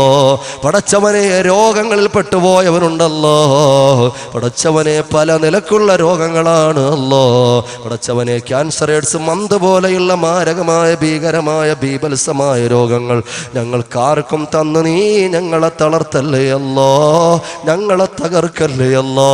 പടച്ചവനെ അല്ലാഹുവേ, നിന്ന് നിസ്കരിക്കാനുള്ള ആഫിയത്ത് ഞങ്ങളിൽ മരണം വരെ നീ നിലനിർത്തണേ അല്ലോ. നിന്ന് നിസ്കരിക്കാനുള്ള ആഫിയത്ത് മരണം വരെ നിലനിർത്തണേ അല്ലോ. പടച്ചവനെ അല്ലാഹുവേ, ഇവിടെ ഒരുമിച്ച് കൂടിയവരിൽ നല്ലൊരു ഭാഗവും കടലിന്റെ മക്കളാണല്ലോ. അത്ഭുതങ്ങളുടെ മഹാത്ഭുതമാകുന്ന കടലിന്റെ അലമാലകളോട് ജീവൻ പണയപ്പെടുത്തി പോരാട്ടം നടത്തി അന്നമന്വേഷിച്ച് കാണാമറയത്ത് ഉൾക്കടലിൽ ഉൾപ്പെടെ പോകുന്ന പലരും ഉണ്ട് അല്ലോ. സലാമത്ത് നൽകണേ അല്ലോ. അവരുടെ വള്ളങ്ങളും വലകളും നിന്റെ നിഅമത്ത് കൊണ്ട്, നിന്റെ റഹ്മത്ത് കൊണ്ട് നീ നിറക്കണേ അല്ലോ. എല്ലാ പ്രയാസങ്ങളും മാറ്റണേ അല്ലോ. പടച്ചവനെ അല്ലാഹുവേ, അല്ലാഹുവേ, പല ആളുകളും ദുആ കൊണ്ട് വസിയ്യത്ത് ചെയ്തിട്ടുണ്ട്. പല പ്രവാസികളും ഈ പ്രവർത്തകരിലുണ്ട്. പടച്ചവനെ, പലരും രോഗികളുണ്ട്. ഇതിനു വേണ്ടി ഓടി നടന്ന പലരുമുണ്ട്. എല്ലാവർക്കും ഖൈറു നൽകണേ അല്ലോ. പടച്ചവനെ, പള്ളിയിൽ സേവനമനുഷ്ഠിക്കുന്ന ഉസ്താദുമാര് പടച്ചവനെ അല്ലാഹുവേ, പടച്ചവനെ ഇമാമ്, അതുപോലെ എൻ്റെ സുഹൃത്ത് പടച്ചവനെ അസിസ്റ്റന്റ് ഇമാമ് പടച്ചവനെ അല്ലാഹുവേ, ഒരുപാട് ആലിമീങ്ങളുണ്ട്. എൻ്റെ പ്രിയപ്പെട്ട സുഹൃത്ത് ഈ സദസ്സിൽ റിയാസ് മുസ്ലിയാരടക്കമുള്ള, നവാസ് മുസ്ലിയാരടക്കമുള്ള ഒരുപാട് ആളുകൾ ഉണ്ടാകും. പരിചയക്കാർ ഒരുപാട് പേരുണ്ടാകും. അല്ലാഹുവേ, എല്ലാ ഹലാലായ മുറാദുകളും ഹാസിലാക്കണേ അല്ലോ. പടച്ചവനെ നാഥനായ അല്ലോ, ജീവിതം വഴിമുട്ടിപ്പോയവരുണ്ടല്ലോ പടച്ചവനെ, കടം കയറിയവരുണ്ടല്ലോ. ഹലാലായ മാർഗത്തിലൂടെ കടക്കയറ്റിൽ നിന്നും കരകയറ്റണയല്ലോ പടച്ചവനെ. വസ്തു വിൽക്കാൻ പ്രതീക്ഷയോടെ കാത്തു നിൽക്കുന്ന പലരുമുണ്ട്. എത്രയും പെട്ടെന്ന് നല്ല ഹൈറായ നിലക്ക് വസ്തുക്കൾ വിൽപ്പന നിർത്തി കൊടുക്കണയല്ലോ പടച്ചവനെ. എല്ലാം റാഹത്തിലാക്കണയല്ലോ. ഹോസ്പിറ്റലിൽ പടച്ചവനെ ഐസിയിൽ കഴിയുന്നവരുണ്ട്, ഒബ്സർവേഷനിൽ കഴിയുന്നവരുണ്ടല്ലോ. അവരുടെ ഓപ്പറേഷനുകൾ സന്തോഷപ്രദമാക്കി ശിഷ്ടകാലം നിന്റെ തൃപ്തിയിലാക്കി ആഫിയത്ത് നൽകണേയല്ലോ. ഞങ്ങളുടെ ദുആകളെ നീ സ്വീകരിക്കണേയല്ലോ പടച്ചവനെ. അല്ലാഹുവേ, പരിശുദ്ധമായ അഹ്ലുസുന്നത്തി വൽ ജമാഅത്തിന് മരണം വരെ ഇഖ്ലാസോടെ ഖിദ്മ ചെയ്യാനുള്ള ഭാഗ്യം ഞങ്ങൾക്ക് നൽകണേയല്ലോ. അതിൻ്റെ ഖാദിമീങ്ങൾക്കും നീ ബറക്കത്ത് ചെയ്യണേയല്ലോ. ഇഖ്ലാസോടെ സുന്നത്ത് ജമാഅത്തിന്റെ ഖിദ്മ ചെയ്യുന്ന ഏതെല്ലാം ആലിമീങ്ങളുണ്ടോ, ഏതെല്ലാം പ്രസ്ഥാനത്തിലാകട്ടെ, ഏതെല്ലാം കൊടി പിടിക്കുന്നവരാകട്ടെ, ഇഖ്ലാസോടെ സുന്നത്ത് ജമാഅത്തിന് ഖിദ്മത്ത് ചെയ്യുന്നവരാണോ അവർക്ക് ആഫിയത്ത് കൊടുക്കണേയല്ലോ, ഹിമ്മത്ത് നൽകണേയല്ലോ, ഹിഫ്ള് നൽകണേയല്ലോ. പടച്ചവനെ, ഞങ്ങളിന്നും മരണപ്പെട്ടു പോയി വഫാത്തായി പോയ പല മഹാന്മാരും സദാത്യങ്ങളും പണ്ഡിതന്മാരുണ്ട്. അല്ലാഹുവേ, മഹാനായ താജുൽ ഉലമ ഖബറിലാണ് അല്ലോ. ആ ഖബറിൽ നീ ദറജ വർദ്ധിപ്പിക്കണേ അല്ലോ പടച്ചവനെ. അവിടുത്തെ ഖബർ സ്വർഗീയ ആരാമമാക്കണേ അല്ലോ പടച്ചവന്. സമുദായ ഐക്യം ഒരുപാട് ആഗ്രഹിച്ച മഹാനായ ശിഹാബ് തങ്ങൾ ഖബറിലാണ്. ആ ഖബറും നീ സന്തോഷപ്രദമാക്കണേ അല്ലോ പടച്ചവനെ. അല്ലാഹുവേ, അല്ലാഹുവേ, എടുത്ത് വിട പറഞ്ഞു പോയ പൊസോട്ട് തങ്ങൾ, അതുപോലെ ബൈലത്തൂർ ബാബ ഉസ്താദ്, കുണ്ടൂർ ഉസ്താദ്, നെല്ലിക്കുത്ത് ഉസ്താദ്, എം എ ഉസ്താദ്, ഒരുപാട് ആലിമീങ്ങളുണ്ടല്ലോ. ഒരു ഖബറുകളൊക്കെ നീ ഉന്നതിയിലും സന്തോഷത്തിലുമാക്കണേ അല്ലാ. പടച്ചവനെ വിനീതന്റെ ഉസ്താദിന്റെ ഉസ്താദുമാരാകുന്ന ശംസുൽ ഉലമയും ഇ.കെ. ഹസൻ ഉസ്താദും ഖബറുകളിലാണ്. അവരുടെ ദറജകളും നീ വർദ്ധിപ്പിക്കണേ അല്ലാ. പടച്ചവനെ കണ്ണിയത്ത് ഉസ്താദ് അടക്കമുള്ള ഒരുപാട് മഹാന്മാർ ഖബറുകളിലാണ്. അവരുടെ ദറജ വർദ്ധിപ്പിച്ച് സ്വർഗീയ ആരാമമാക്കണേ അല്ലാ. പടച്ചവനെ സ്വർഗത്തിൽ ഒരുമിക്കാനുള്ള ഭാഗ്യം നൽകണേ അല്ലാ. ലോകത്തിന്റെ നാനാഭാഗങ്ങളിൽ പ്രയാസങ്ങൾ പീഡനങ്ങൾ അനുഭവിക്കുന്നവരുണ്ട്. പടച്ചവനെ ആശ്വാസം നൽകണേ അല്ലാ. പടച്ചവനെ ഇന്ത്യ മഹാരാജ്യത്തിന്റെ ജയിലറകളിൽ ഉൾപ്പെടെ പടച്ചവനെ അകാരണമായി ജയിലിൽ കഴിയുന്ന പലരുമുണ്ട്. നീ മോചനം കൊടുക്കണേ അല്ലാ. വിശിഷ്യ പ്രഭാഷണ കേരളത്തിന് മറക്കാൻ പറ്റാത്ത ശബ്ദം അബ്ദുൽ നാസർ മഅദനിക്ക് നീ മോചനം കൊടുക്കണേ അല്ലാ. അബ്ദുൽ നാസർ മഅദനിക്ക് നീ മോചനം കൊടുക്കണേ അല്ലാ. പൂർണ്ണ ആഫിയത്തും ദീർഘായസം നൽകണേ അല്ലാ. ശിഷ്ടകാലം സുന്നത്ത് ജമാഅത്തിന് ഖിദ്മത്ത് ചെയ്യാനുള്ള ഒരു തൗഫീഖും നീ നൽകണേ അല്ലാ. അല്ലാഹുവേ ഞങ്ങളുടെ ദുആകളെ നീ സ്വീകരിക്കണേ അല്ലാ. അല്ലാഹുമ്മ റബ്ബനാ തഖബ്ബൽ മിന്നാ ഇന്നക അൻതസ് സമീഉൽ അലീം വതുബ് അലൈനാ ഇന്നക അൻതത് തവ്വാബുർ റഹീം. റബ്ബി സിദ്നാ ഇൽമൻ നാഫിഅൻ ആമീൻ ബിറഹ്മതിക യാ അർഹമർ റഹീമീൻ. അൽഹംദുലില്ലാഹി റബ്ബിൽ ആലമീൻ. വൈവിധ്യങ്ങൾ നിറഞ്ഞ ഇത്തരം മതപ്രസംഗങ്ങൾ യൂട്യൂബിലൂടെ നിങ്ങൾക്ക് ലഭിക്കാൻ മ്യൂസിലാൻഡ് ഓഡിയോസിന്റെ ഇസ്ലാമിക് ചാനലായ മ്യൂസിലാൻഡ് ഇസ്ലാമിക് ചാനൽ സബ്സ്ക്രൈബ് ചെയ്യുക.